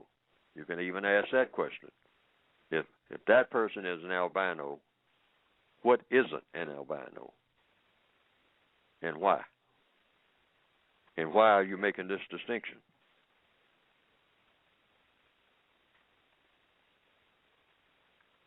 Can you explain why people who are interested in replacing white supremacy with justice should only use the term America with caution? Should only use what with caution? America with caution? Oh, because that's a term that hasn't been clearly defined. A lot of people say America is a place. Other people say it's a dream. Martin Luther King called it a dream, where little white children and little black children, will hold hands and sing the old Negro spiritual. And, a line out of it, free at last, that would be America. Other people would say it's a purple mountain. Other people would say it's amber waves of grain. Other people would say that it's an ocean. Other people will say that it's a house. The American dream is a house. You say, well, I'd like to have the American dream. Well, what do you mean American dream? Well, I'd like to have a pretty house. And then there's a song, that's I think the title of the song is "What is America to Me?" It's a question. So therefore, when a person says America, the first order of business is, what do you mean when you say America? Now, in the textbook for Victims of Racism, Word Guide, and also in the basic book, an American is a person that practices justice. So since no one practices justice in a system of white supremacy, because that's impossible, America doesn't exist. But the logical definition for it, America, an American, it wouldn't be a place, it would be a person. An American is a person who practices justice. But since no one practices justice, we don't have Americans yet. We should have a whole world made up of nothing but Americans and Africans and Asians. And all of the people should be Americans, Africans, and Asians, and all of them, and all of these words, these labels, should mean the same thing. People who practice justice. Otherwise, what's the point in being one? You could be anything. You don't even need a name. You don't even need a label if you're not going to do justice, if you're going to mistreat people. What's the label? You can't be an American and be an African and be an Asian and mistreat people or allow people to be mistreated. And this is happening all over the world. So you don't have Americans, you don't have Africans, and you don't have Asians. But now you do have something. You have a system of white supremacy and their victims. That's what you have. Americans, Africans, and Asians are yet to be produced. And everybody should be in the business of trying to produce them. Produce them by doing what? By practicing justice. That's how you produce them. You can't have Americans, you can't have Africans, and you can't have Asians nowhere without justice. Because those terms, if they're going to mean anything at all, have to mean just that. Not a mountain, not amber waves of grain, not oceans. These things are already here. But if you're going to give any meaning to the word American, the word African, and the word Asian, they should all have the same meaning if they're going to mean anything at all that's worth meaning, that's worth anything. And that is people who practice justice. That's the compensatory definition for them. And you can't find people who practice justice anywhere. Why? Because you can't have a system of white supremacy and justice in the same universe at the same time. It's impossible.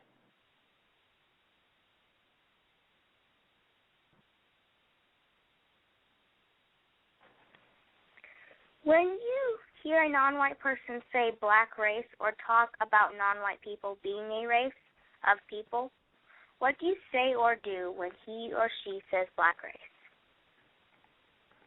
I didn't get the last part. Sometimes I don't hear very well. It's okay. When you hear a non-white person say black race or talk about non-white people being a race of people, what do you say or do when he or she says black race? Oh, if I understood the question, you ask questions. You always ask, what does the person mean? The person who is doing the talking should explain what he or she means, just like you're doing with me now. The person who is doing the talking, the person, if they make a statement, they should explain the statement if you don't understand the statement. So if they start talking about anything dealing with race, whatever person you're talking to, regardless of what your opinion of what they're saying is, or what you think that they're saying, you get them to explain in a way that you can understand what it is that they are saying. If they're saying anything about race, you say, well, what do you think race is? What are you saying that race is? What do you think race should be? What do you think the purpose of race should be? What is race? When you say it, not when I say it, not when the person down the street says it. The person doing the talking should explain what that person means, just that person. And that's when they use any word, whether it's race, racism, albino, America, what they mean by anything, affirmative action. Get the person to explain. The person doing the talking should explain what he or she means. You will find probably by doing this, a lot of people will say, well, I don't mean that exactly, when they try to explain themselves. And you say, well, what do you mean? And then you can finally maybe ask after a while, why would you use a word and you don't know what the word means and you expect me to know? And this gets people in the habit of being careful of what they say.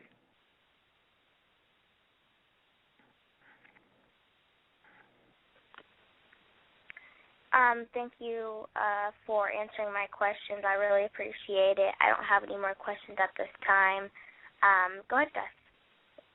All right. Thank you very much. You're welcome.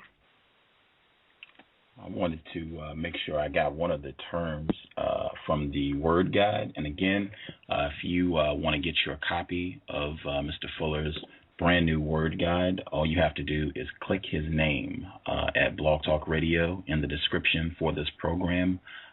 Click Neely Fuller Jr. and you will pull up the 2 sheets. It's 2 pages, the order form, and you can just print that out and mail it to Mr. Fuller. You can get your copy of the brand new Word Guide. You can also get the code book that way as well. But you have the term thrilling in the Word Guide. And your reason that this word should be used, and you give a definition. You say that white people of the known universe who have chosen to practice white supremacy have shown that they believe the practice of white supremacy to be the greatest thrill in the known universe. Racist man and racist woman have proven to be the greatest thrill makers in the known universe. Robbing, killing, terrorizing, deceiving, and promoting sexual conflict and confusion are some of the basic things that racist man and racist woman do and lead others to do in order to thrill and be thrilled. I just wanted you to share a little bit more on thrilling in the context of white supremacy. Yes, the word thrills mean, it's usually associated with what a lot of people will call in a slang manner, call it feeling good, getting high. I mean, people will say, hey, I'm really on a high. Now, these are thrills, and most thrills usually consist of something that will catch a person's interest and give them real intense feeling of something different happening and all like that. And then it will wear off. And a lot of these thrills are dangerous. In fact, the white supremacists pride themselves on getting thrills sometimes for doing very dangerous things, and some of these very dangerous things are completely unnecessary, and it gives them what you might call a high, or whatever you might want to call it, but it's something different from what they usually feel. It keeps them from getting bored, and so they jump off of things. They turn flips on things and all this type of thing, and these are thrills. And using cocaine is you might get a thrill from ingesting cocaine, or using a needle to shoot up with heroin and whatnot, and that's a thrill. Or jumping off of a building and into some type of rubber mat or something. You might get a thrill out of that. or you might break both arms and whatnot. And sometimes they break both arms and they say, but I still got a thrill, even though I broke my arms and whatnot. So I'll patch them up, and as soon as I patch them up, I'm going to try that again because I really like that thrill. And so some things that people do for thrills may not be exactly the thing to do that would have the most constructive results. Sometimes they're called adventures. Now, it's okay to have adventures if you are doing it for a constructive purpose, looking for a constructive result. But a person shouldn't endanger themselves and someone else unnecessarily in order to get thrills. But the white supremacists believe in doing just that and encouraging others and enticing others to do many things that are very, very non-constructive just for the sake of getting a thrill.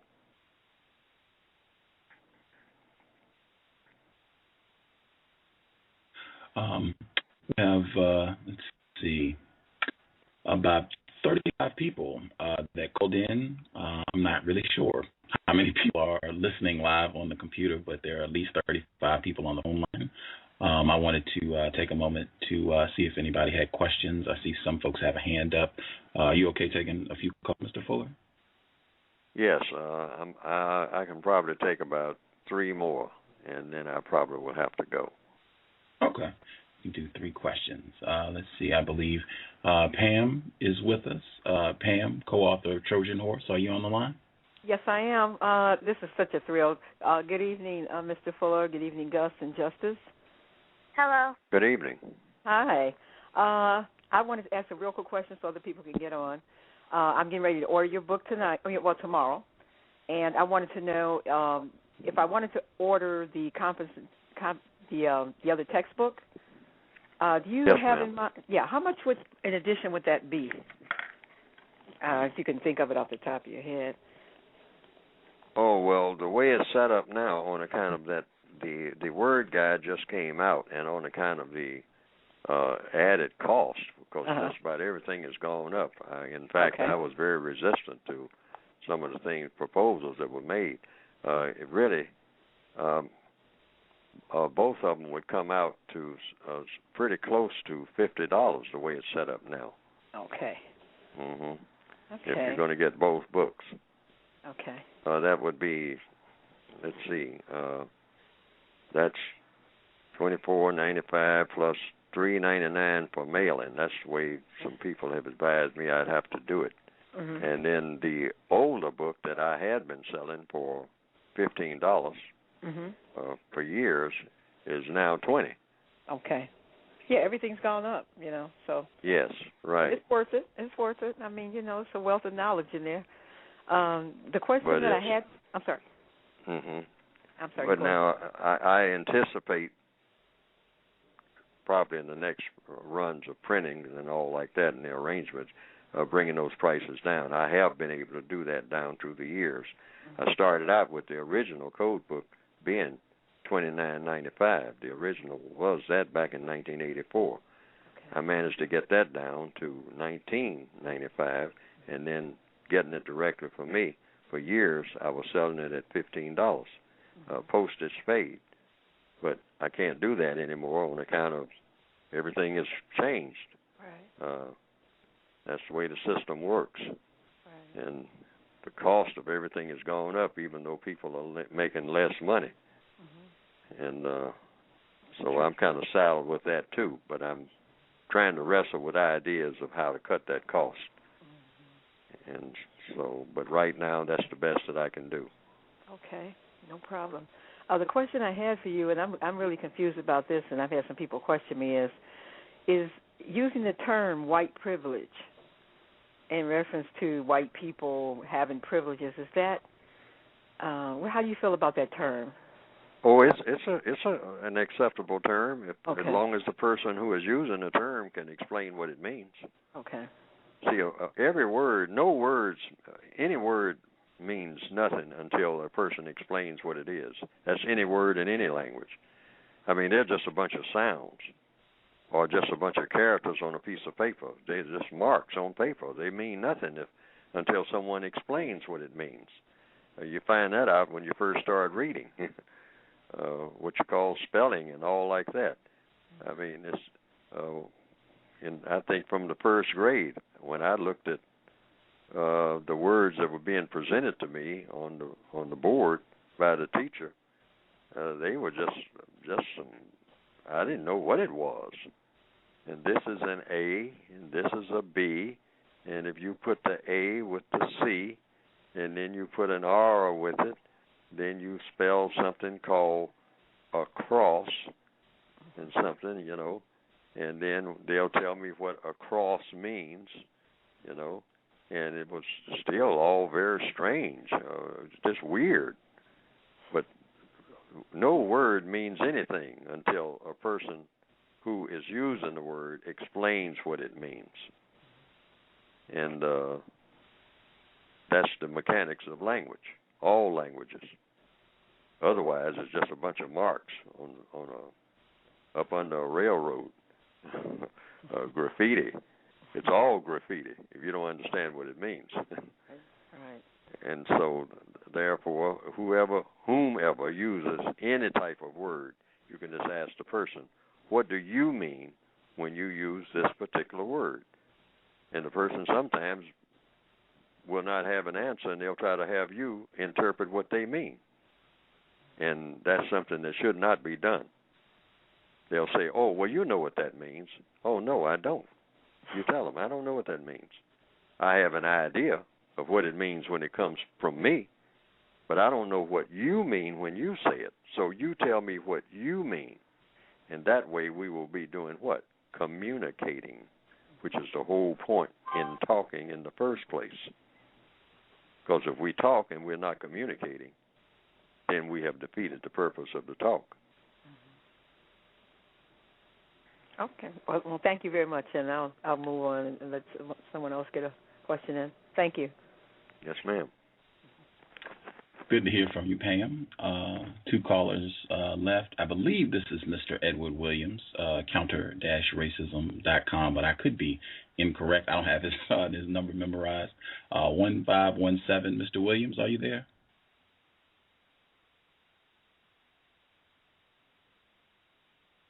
The person who dialed in 1517, are you there? Oh, Gus? Oh, okay, that's Dr. Muhammad. I was incorrect. Dr. Muhammad, yes, sir, we can hear you. I'm terribly sorry about it. I had it on mute, and I wasn't quite paying attention. I'm just listening for now. Oh, okay. No worries. Thank you for listening in, Dr. Muhammad. Good to hear from you. Person who called in from a blocked number, did you have a question for Mr. Fuller?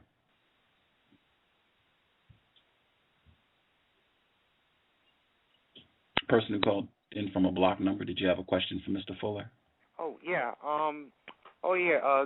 Greetings to all. I don't want to hold Dr. Fuller up. Well, not Dr., Mr. Fuller.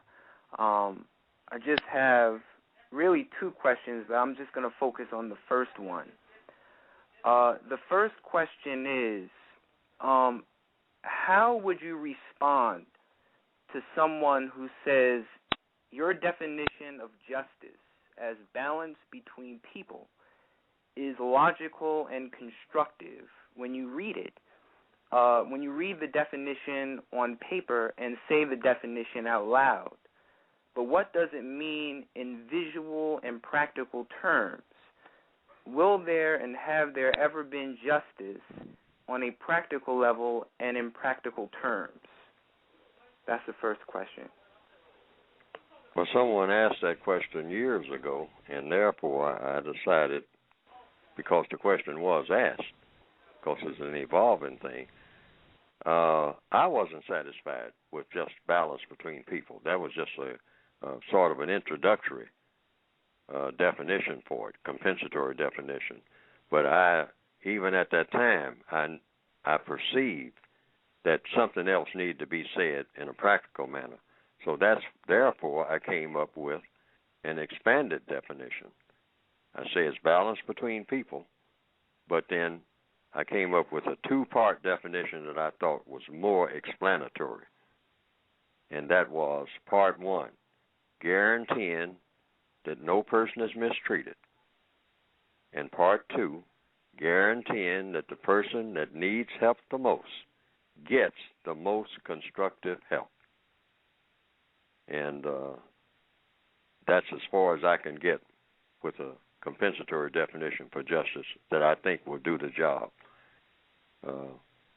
I've tried to extend it, expand it, and like that, but I said, no, I'm going to leave that alone because I don't think that I need to go any further with that. I think that that will do the job. In any situation, all you have to do is just ask. Now, is someone being mistreated here? That's the first thing we want to know. In anything that's proposed at a meeting or anything like that, is anybody being mistreated here? Either directly or indirectly, because sometimes the mistreatment is indirect. It's not obvious. So you might have to ask a few questions. I mean, several questions, because you want to guarantee that no one is being mistreated. And then the next thing is the person who needs the most help getting that help, the most constructive help. And some people might want some help that's non-constructive. You don't want to go that way. You want to make sure that the help that they get is constructive help. A person might say, well, hey, I need you to, can I have some change? I mean, can you give me some change? Well, what do you need change for? You want to get a sandwich or something? No, I don't want to get a sandwich. I want to get drunk. Now, that's non-constructive. So you don't want to help the person to get drunk, because that would have a non-constructive effect. So you say, well, I can't help you that way, because I shouldn't help you that way, because that will not be constructive help. That's the reason. So the first part, guaranteeing that no person is mistreated, and guaranteeing that the person that needs help the most gets the most constructive help. Now, there's no record of justice ever prevailing on this planet among the people who are here now or the people who came before us. There are some rumors, that there was some Shangri-La, some utopia, some Oz, some perfect world at one time. There are even some biblical references that says in the beginning everything was perfect until somebody starts making mistakes deliberately, and then everything became unraveled from that point. And it was implied that before then there was justice. But it's one thing that we have evidence of now, and that is in recorded history. Since that time, there hasn't been a thing called justice that would fit that description that I just gave, guaranteeing that no one is mistreated. I don't know of any situation where that is the situation. I don't know of any town that I can go to where no one is mistreated, and where the person that needs help the most gets the most constructive help. I don't know of a situation like that. I don't know of a city, a town, a so-called country, a village. I don't know of any place that's like that. Because if there is such a place, I want to be there. I think most people who are correct thinking would want to be there. But I don't think that there's any such place on this planet at this time. And then the logic tells me that there is no such place and can't be any such place because the white supremacists won't allow it. Because they don't believe in justice. They are anti-justice. That's what racism means, being against justice. You can't be a member of a race and be for justice. You can't be a racist and be for justice. If you're a racist, you definitely believe that people should be mistreated. And you definitely believe that people shouldn't get the help. Some people shouldn't get the help that they need. They shouldn't get it. And you act and speak to guarantee that that won't happen. Because that's what a racist does. They do just the opposite. So you can't be a racist and believe in justice. And racism is the dominant force on this planet. So therefore, justice doesn't exist on this planet, anywhere.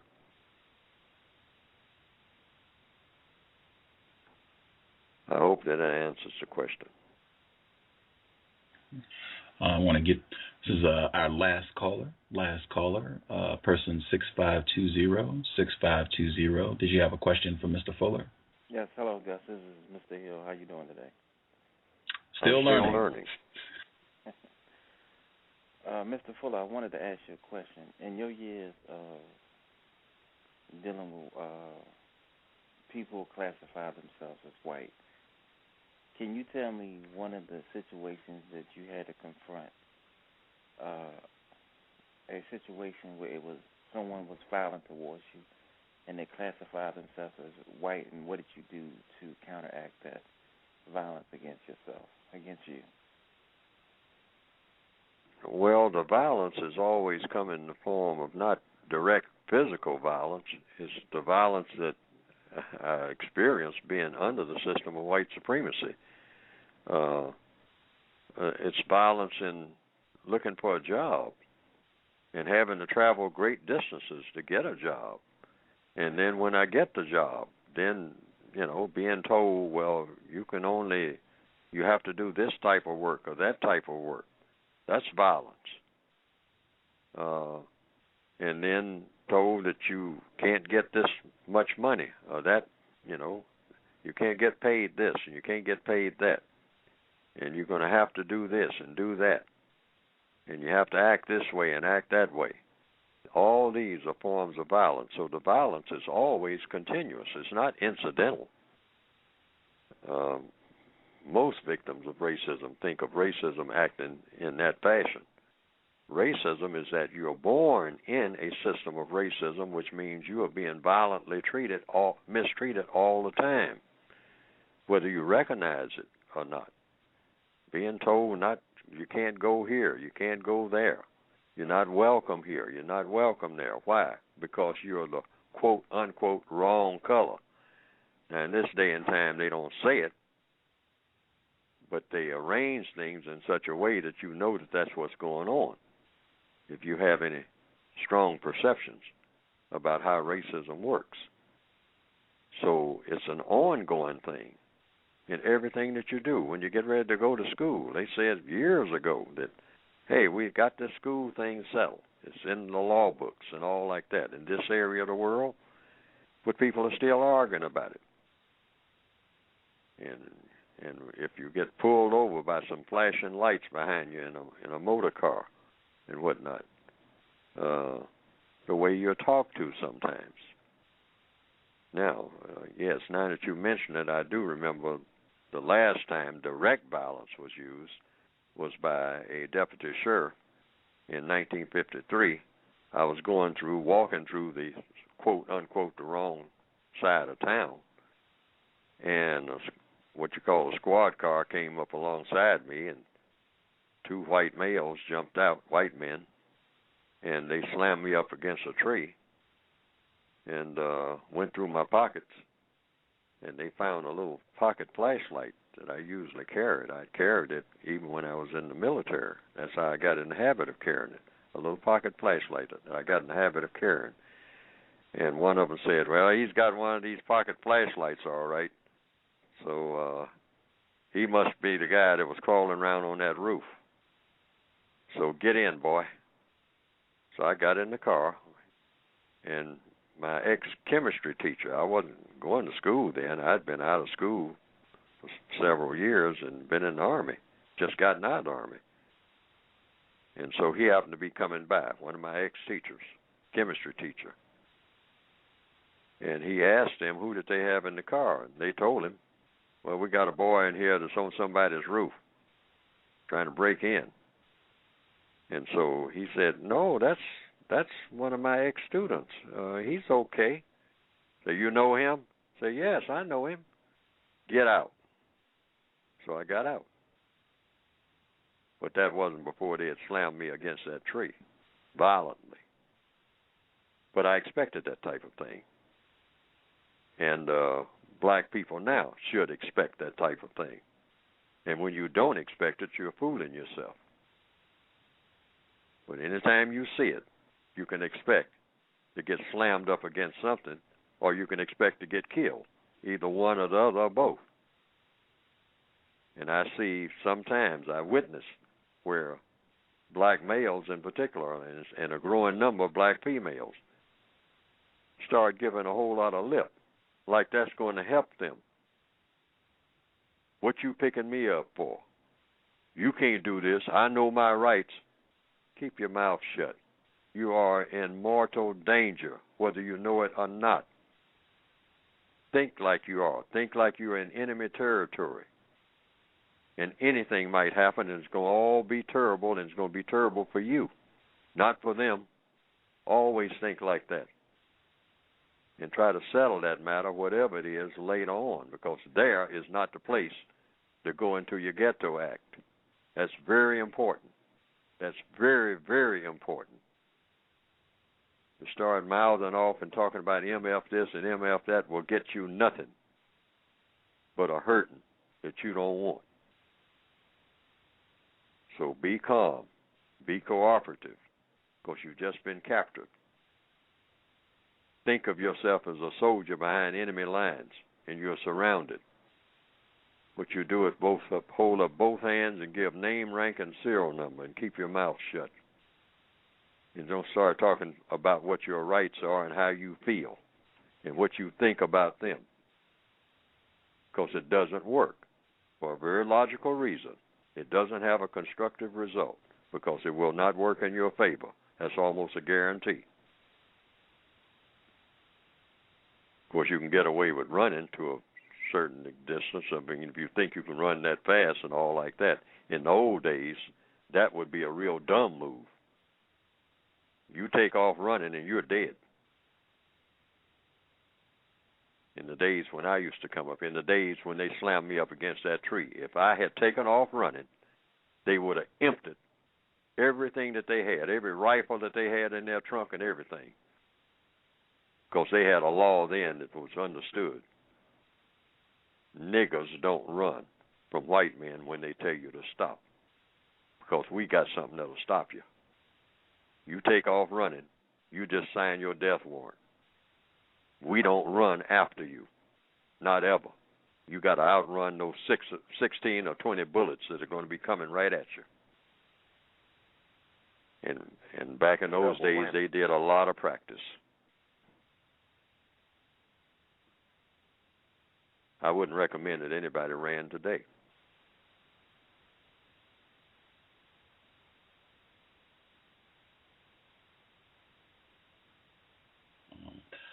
Again, context of white supremacy, Mr. Neely Fuller Jr. We are incredibly grateful for you sharing a bit of your time with us. I hope it was a constructive investment of your Sunday evening. If there's anything you would like to share with listeners about how they can get your book, or any final thoughts you would like to leave us with, please feel free. Well, they can call me at 202-484-5461, or they can use the order form that is out there now, and it'll give the details. I didn't make it up. Someone made it up for me, but the details are on there. I can't recall all the details as far as the pricing is concerned, but it's on the form, and they can get the books that way, or they can call me directly.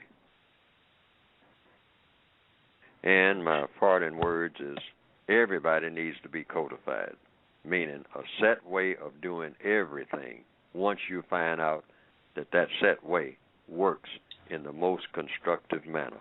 And that's in every area of activity. That's the missing link. We don't need leaders as such in the form of people, because people make too many mistakes, including Neely Fuller. So you need leaders in the form of logic, because logic came with the universe. So you want to always use logic. Logic to do what? To make the distinction between what is constructive and what isn't, because there's nothing in between. Every move you make, everything that you say, is going to have a constructive result or a non-constructive result. And that's what you measure everything about. And that way we'll all be on the path to becoming universal man and universal woman. Always stay in the mode of being constructive in everything that we do and say. And hopefully the Word Guide and the basic book will kind of point in that direction. plus discussions like we're having now. Again, Mr. Neely Fuller Jr., you can click his name and you can get the order form. The price for the textbook workbook for thought, speech, and action is $22.95 plus $3.99 shipping and handling.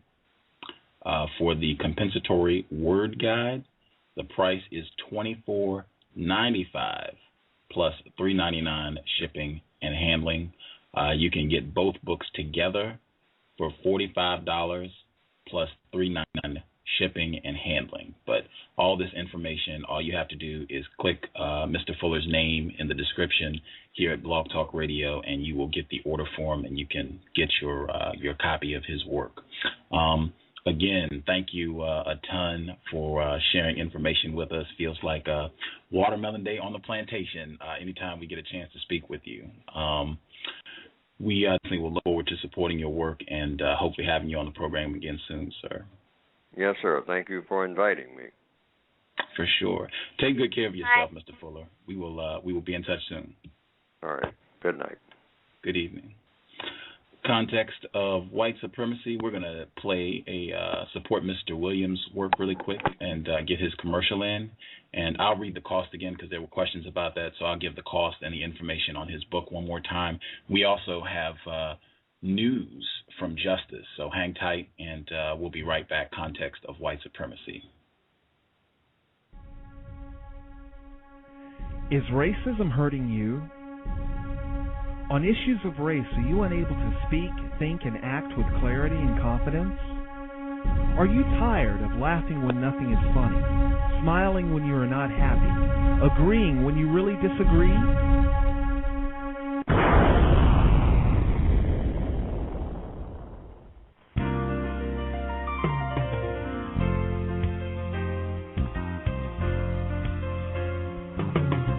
At counterracism.com, you can learn specific strategies and techniques to counter the behaviors of the people who practice racism in all areas of activity, using words correctly, following counter-racist logic, even counter-racist science projects designed to reveal what racism is, how it works, and how to counter it. The open-source code writing format allows you to pick and choose from a variety of counter-racist suggestions so you can produce the code that works for you. Stop by counterracism.com today and help replace racism with justice. That's counter-racism.com.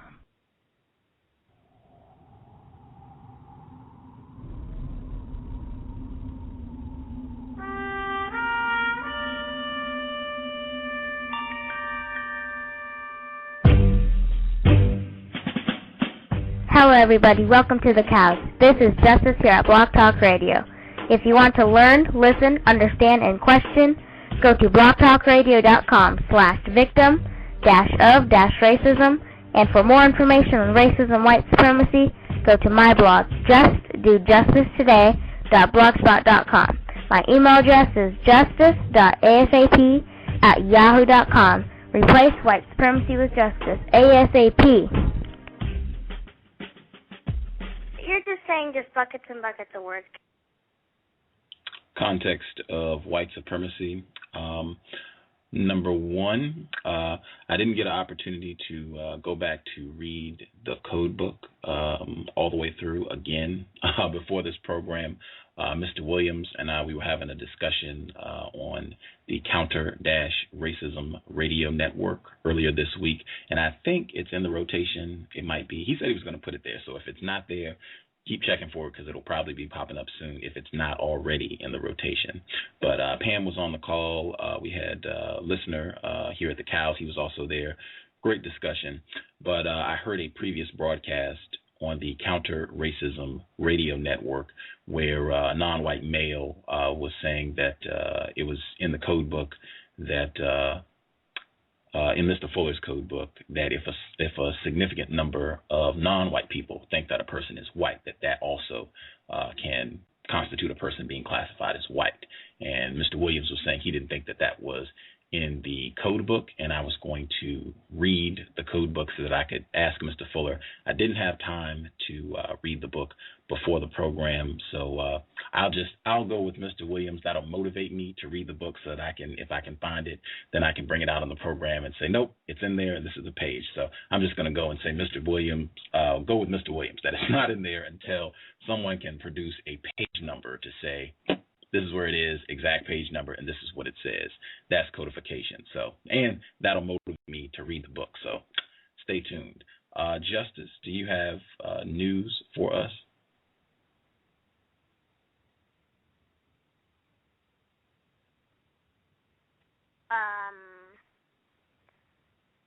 You said, I'm sorry. What?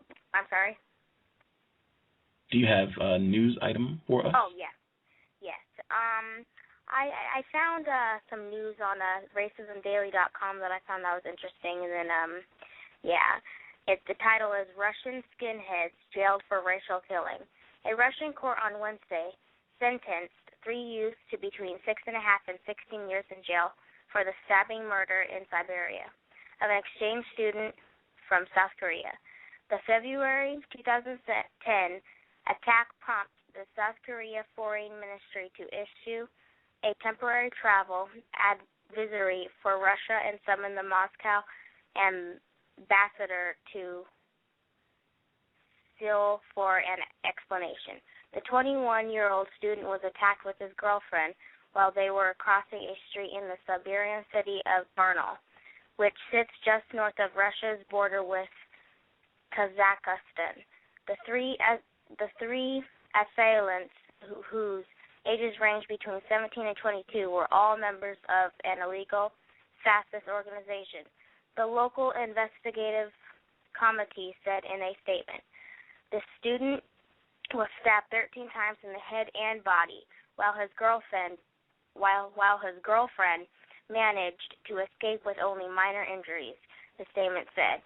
Racist attacks against foreigners of non-European, non-white appearance occur regularly in Russia, although authorities say the numbers have been dropping amid a crackdown on extremist organizations.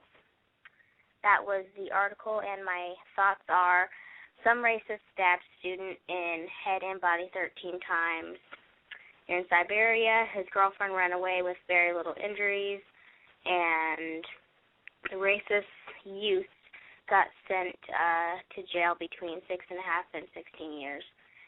And I am not ever going to Russia until this system is gone forever. Does anybody have any thoughts on that? I didn't open the phone lines up, but my thoughts. Wow, I hope people grasp global system. I believe that incident took place in the area of the world known as Russia. Is that correct? Yes. Okay. Global system. Later this week, we're going to have a gentleman on the program from the area of the world known as Nigeria. Towards the end of March, we'll have a female on the program from the area of the world known as Australia. All of these people complaining about white people. All over the world, the problem is white people. Excellent news story. Not in a good way, but I mean it's revealing truth. It's revealing truth about the global system of white supremacy. So it's excellent in that it reveals truth about the system that exists worldwide. Do you have any other thoughts about that news item? I do not about that one, but I do have another one. Which that one was also from racismdaily.com, and this article is called "White Supremacists Go Door-to-Door Recruiting." White supremacists have sent out hundreds of leaflets in just one town in order to recruit more members. The American National Socialist Party dropped some 200 pamphlets in a Florida neighborhood, causing residents to complain of the shocking and racist messages of hate. Picturing a child with a hand over their face in apparent distress, the leaflet asked, Why, Daddy? Have our people stop fighting the evil men? Why are you and Mommy not working? Why do these evil dark men pick on me? And it ends. White America, stop this from happening to your family. The flyers from the group, the American National Socialist Party, referred to as a white supremacist organization in a Lee County Sheriff's Office report, were dropped in hundreds of driveways throughout Bonita Springs in the country. According to ABC7.com, police were called to the area off West Terry Street by disgusted residents. I came out the door and found this package in the laneway and thought it was mail. Wayne Anderson told the channel. I was appalled. You hear about these things, but you don't expect to see it firsthand. The group's leaders, Paul Mullet, speaking from Idaho, told the channel the leaflets were supposed to be to spread the group's message and recruit members to his National White Pride organization. We have a right to do that, and if you don't like the flyers, throw them away, he said. And my thoughts on that article? Some racists were picturing a child saying, why are you and Mommy not working? Why do those evil dark men pick on me? White America, stop this from happening to your family. And white person in Idaho wanted to recruit members to his White Pride organization. Gus, do you have any thoughts on that?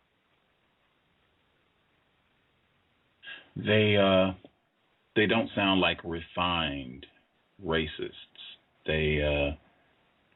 In fact, that sort of reporting, in my opinion, although I mean it's excellent. I appreciate hearing about that sort of thing. I think that supports the system of white supremacy because it makes it look like the problem of racism is just these few handful of wacky white people out in the country. They're just crazy and ignorant. That's just the and it's not even that many of them. I mean, they're about to go to jail, and we got this under control. That's not what it is at all. These sort of stories, I think, really confuse non-white people about the system of white supremacy and the regular old white person, like the white woman who was on YouTube, the rant at UCLA about the so-called Asian students that were attempting to contact their family and loved ones to see if they were alive, like Ann Curry, right? She was upset. These no good non-white people are on their phones and disturbing me. You're in America. These regular white people support the system of white supremacy. So I think stories like that, they in my opinion, they're great for the system of white supremacy. They promote confusion amongst non-white people, and they really distort the nature of the problem being white people, not those few loony white people that they put in the paper like that, but white people worldwide, Russia, Africa, Tennessee, Oakland, wherever. Those are my thoughts. Alrighty, I don't have any more articles or anything to say, I don't believe, right now. Thank you. Groovy. Excellent reporting.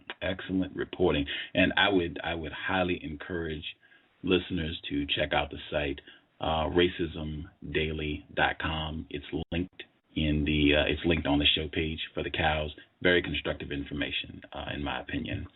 I want to actually go back, and this is a beautiful segue. I want to refine my earlier statement because it's not about the person per se. When I say go with Mr. Williams, I think it would be most correct to go with the thought that Mr. Fuller's code book does not have a segment saying that if a significant number of non-white people think that a person is white, that person is a white person. Go with it's not in the code book until someone produces a page number. And as I said, that will motivate me to read the book again. And if it is there, I will make an announcement, and I'll actually write out exactly what it says if it's there. And if someone else has that, then that's great too. You can just post it. So refinement. That issue was raised about refinement and words. I mean, Mr. Fuller is on the program talking about his dictionary, his word guide, and the importance of words. That was raised by a listener. I certainly had my concerns and voiced them when I think we had a recent caller who brought up the Illuminati on the program. And, I mean, it's just codification and being serious about racism, white supremacy. I'll borrow Dr. Cambon briefly. Our people are very serious about not being very serious. Meanwhile, white people are very serious about playing hardball against us. And this hardball is called genocide. A big part of getting serious about dealing with white people is got to be about changing the way we use words. I think that is the foundation of Mr. Fuller's work, being much more precise about the words we are using, improving our communication, and especially improving our ability to use words to reveal truth and erode the system of racism, white supremacy. At any rate, a listener raised concerns about lack of codification on the program, particularly when there are a lot of people that call in, and I realize that, some people have not read the code book. Some people, have never heard of it before. Some people just found the program. But I do think we should be making an effort to be clearer, much more serious in the way we use words, and not just for the sake of, I'll clean up the way I speak about racism, white supremacy, or I'll be a little more precise with my terms when I speak about racism, white supremacy on the cows, and then, once I go back to my daily activities, then I just revert to type. That's not going to get it done. I think a big part of the reason that white people are successful is that they use their code all the time. That's really what codification is about. And I think, a big part of why Justice, myself, Mr. Fuller, people that, I'm aware of who speak about codification, Mr. Williams, who speak about codification a lot, is that they sound like that all the time. If you, speak to Justice any time of the day, she's going to be talking about racism using the same terms, same way. That consistency is very important, and our lack of consistency with terms, it's killing us. It's killing us. So, in that spirit, at any point down the road, Illuminati, any of these other terms that are just way beyond the context of white supremacy is going to constitute an immediate end to the broadcast.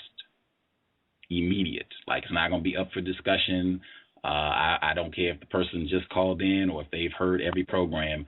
The program is going to come to an immediate end because I want to really send a strong message that we cannot be sloppy with terms. And I mean, I generally kind of just sit back and I don't comment every time somebody says something that I don't think is codified or I don't think makes sense. And I certainly am not perfect at this myself. I make a lot of errors and people point out my errors too, which is, outstanding. But yeah, I mean, we really need to be making an effort to all of us, myself, top of the list. We all need to be making an effort to just be more precise.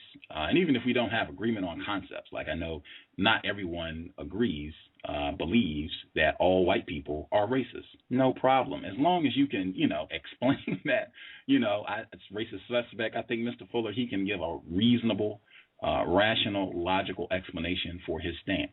I think I can give a reasonable, logical explanation for why all white people are racist.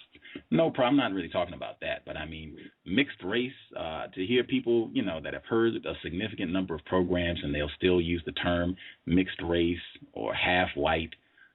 Just generally terms that we just all should know. If you've heard more than 30 programs, you should know.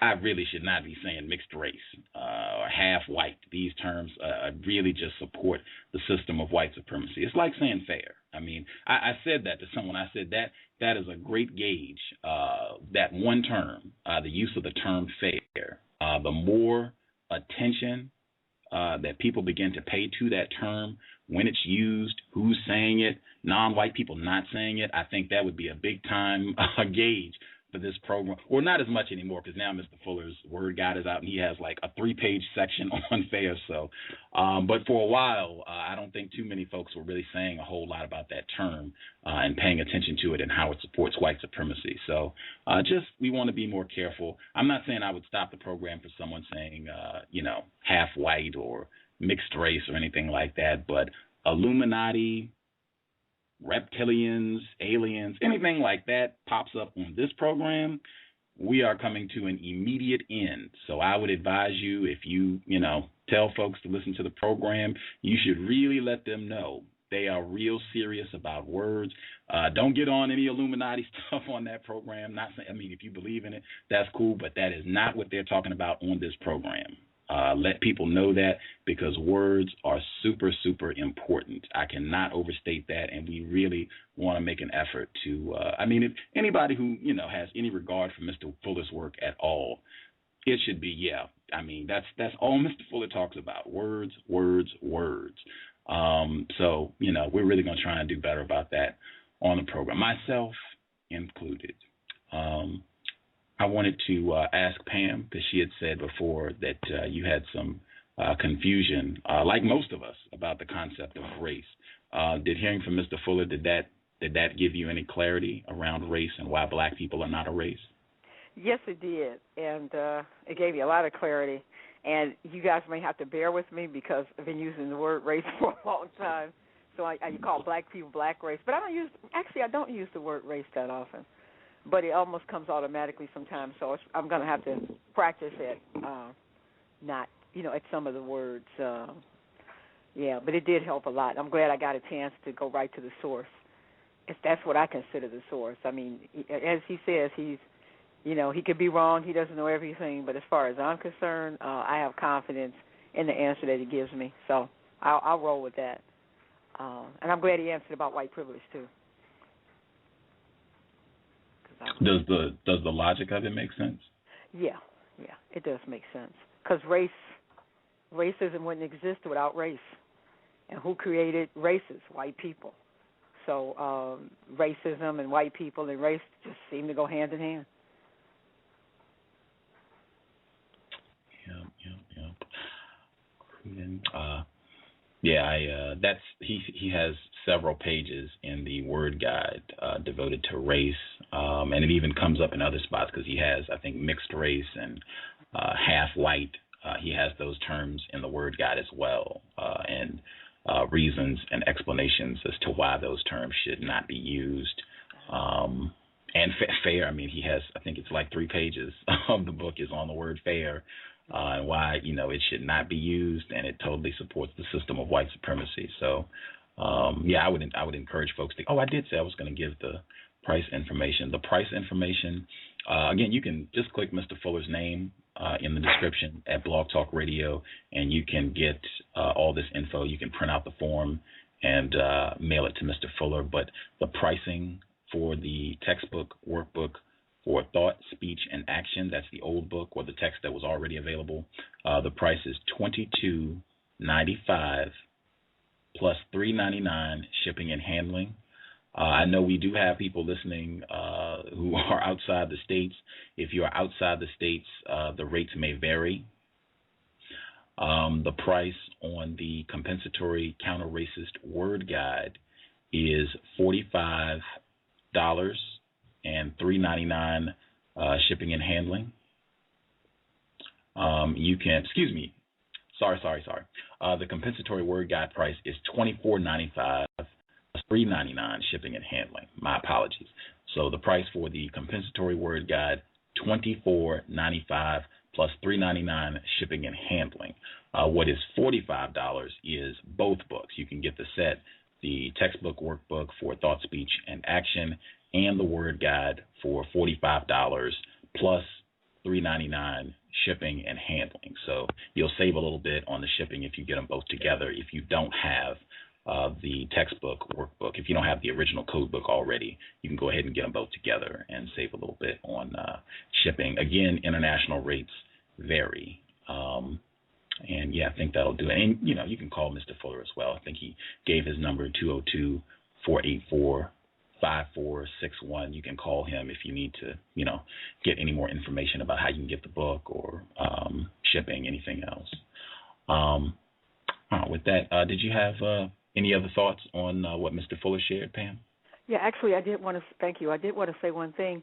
The people who are out of the country, if you could maybe help Mr. Fuller by checking and seeing where he lives and what it would cost to ship it, because when we ship books out of state, out of the country, it costs as much as the book. I think the book that we are selling it for $13.95 at our website, and it costs $14 to ship it. And we've actually eaten the shipping because we didn't want to make the international people wait for the book or put them through any hassle. So we've actually lost money. We just went ahead and shipped the book. It happened maybe about 3 times. So please, Mr. Fuller doesn't need the aggravation of having to pay all that money for shipping. So if we could just check ahead, if you're out the country, check ahead, at your post office or something, and find out what it would cost from where he lives to what you can include that in the in the money that you send, so he's not caught in a trick bag like we were. Because it costs a lot to ship to UK and stuff like that. The other thing I did want to say real quickly was when you were talking, when Justice was reading that report about the white supremacists going door to door, I totally agree with you. I think that is so misleading because it makes it sound like those people are just a handful of whites, and those white people were saying, I was appalled. It makes black people falsely believe that white people are appalled by racism, and that's nothing further. What they're appalled by, I think, is people being openly racist in a way that embarrasses white people. I don't think it has anything to do with black people. It has everything to do with the image of white people. So I would just say we shouldn't be fooled by that because it just gives the impression that it's just these handful of white people, ignorant white people with tattoos and shaved heads that are white supremacists. So I just wanted to say that.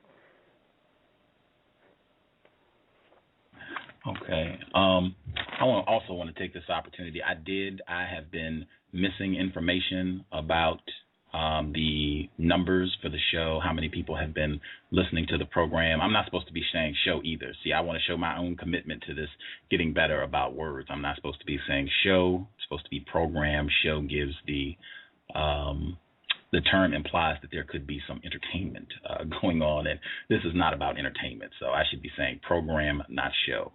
But yeah, I even lost my point trying to make sure I'm getting my words correct. And it can be I will totally admit, it can become an effort to really pay attention and try to be as careful as possible with your terms. But, it's important. It's real important. Yeah, Pam, refresh me. What were you talking about? I'm sorry, what was I talking about? Yes, because I was. Hello? I'm sorry, can I be heard? I hit my mute button. Oh, yeah, I can hear you now. Uh-huh. Okay. I said Justice is on as well. She can jog my memory. Words are important, though. I want to make sure I did not miss that. Words are very important. It's not show, program. Words are very important. Mm-hmm. Right. And you were asking me, were you asking me a question? Oh, I had something I wanted to bring up. That was what it was. We were on a previous program. Thank you. I brought up, thank you. From patience, I'm a victim. I've been heavily victimized. Someone emailed me this morning, and it was great because I had remembered. I just hadn't brought it back up on a program, but I wanted to address this again. We did a program. It was Super Bowl Sunday with Dr. Africa. Excellent broadcast. Make sure you go back and get the archives if you missed that one. Anyway, after Dr. Africa had exited, we were having a discussion, and somehow the subject of Wikipedia came up. And there is an image on Wikipedia for fellatio, right? You can go to Wikipedia right now, and you'll see it. There's an image on Wikipedia for fellatio, and the image, you talk about really blatant racism, white supremacy. really blatant. And we were talking about this on the program for Super Bowl Sunday with Dr. Africa. And I said, someone should take that down. That is, that's total white supremacy. It should be removed. I mean, if you got a Wikipedia account, that should be easy. Just sign in, change the picture, and, we can move forward. I checked like once or twice, I think, and it had not been removed. And someone emailed me today, and they said that they had made an effort to take it down, and their efforts were thwarted. In fact, I'm going to read her email, but I'm trying to pull it up to make sure I have it in front of me to verify that it is still up on Wikipedia. Let's see. Okay, got it. I'm on the page. It is still there, so I can verify. Okay, and anybody, if you're on Wikipedia, you will immediately see what is incorrect about this and how this supports the system of white supremacy. And it's FELLATIO. Search for it on Wikipedia. Now, the person emailed me today. This is what they said. I heard one of your radio programs, and you asked for someone to remove the image of a tragic arrangement on the Wikipedia page for fellatio. I attempted to remove the image, but it wasn't long before someone, suspected racist, put the image back up. I tried again to remove the image, but apparently the suspected racist in charge of the page undid my attempt just a few minutes later with a message to ask why I edited the page. Prior wiki discussions on the image were not enough to convince the suspected racist to remove the image. I don't know what else to think, but I do not think the image is going to remain on the wiki page indefinitely. And this, she says she is a non-white female. But I would highly encourage, and I mean, that I think is fascinating. The fact that, an attempt was made to take the image down and someone put it back up and then seemed to have a problem, as to why it was removed in the first place. I think that is, go to Wikipedia, excellent study in white supremacy, and thank you to the person who did make an effort to take the image down, because I think that tells me a lot.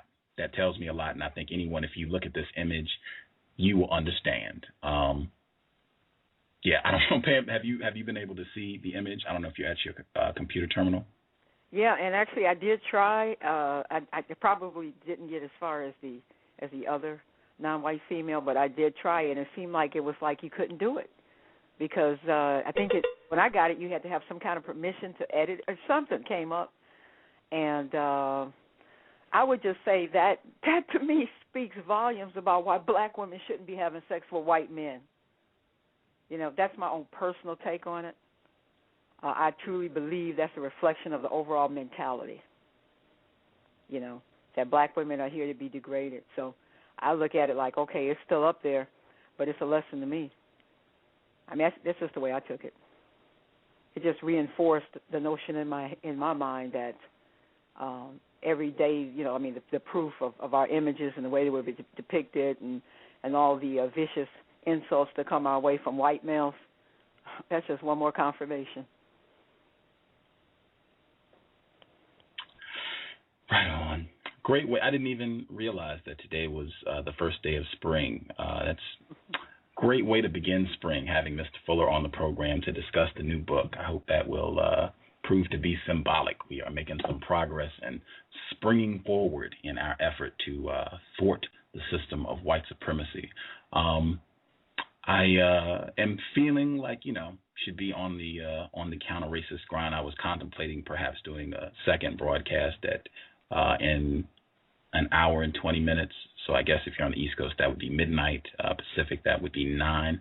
I'll think about it. I'll think about it. Because I did want to discuss some other news items that popped up, and a listener had some thoughts as well. I want to close out reading from Mr. Fuller's book. This is in the preface where he's just talking about the reason why he put the word God together, and it just goes back to the importance of words. I guess before I do that, Pam, Justice, did you all have anything you wanted to share? No, I just say I hope people support Mr. Fuller. I can't wait to get my copy of the Word Guide. So that's the only comment I have. I don't have any. I don't have anything to say, but I do have a copy of the Word Guide. Oh, cool. Groovy.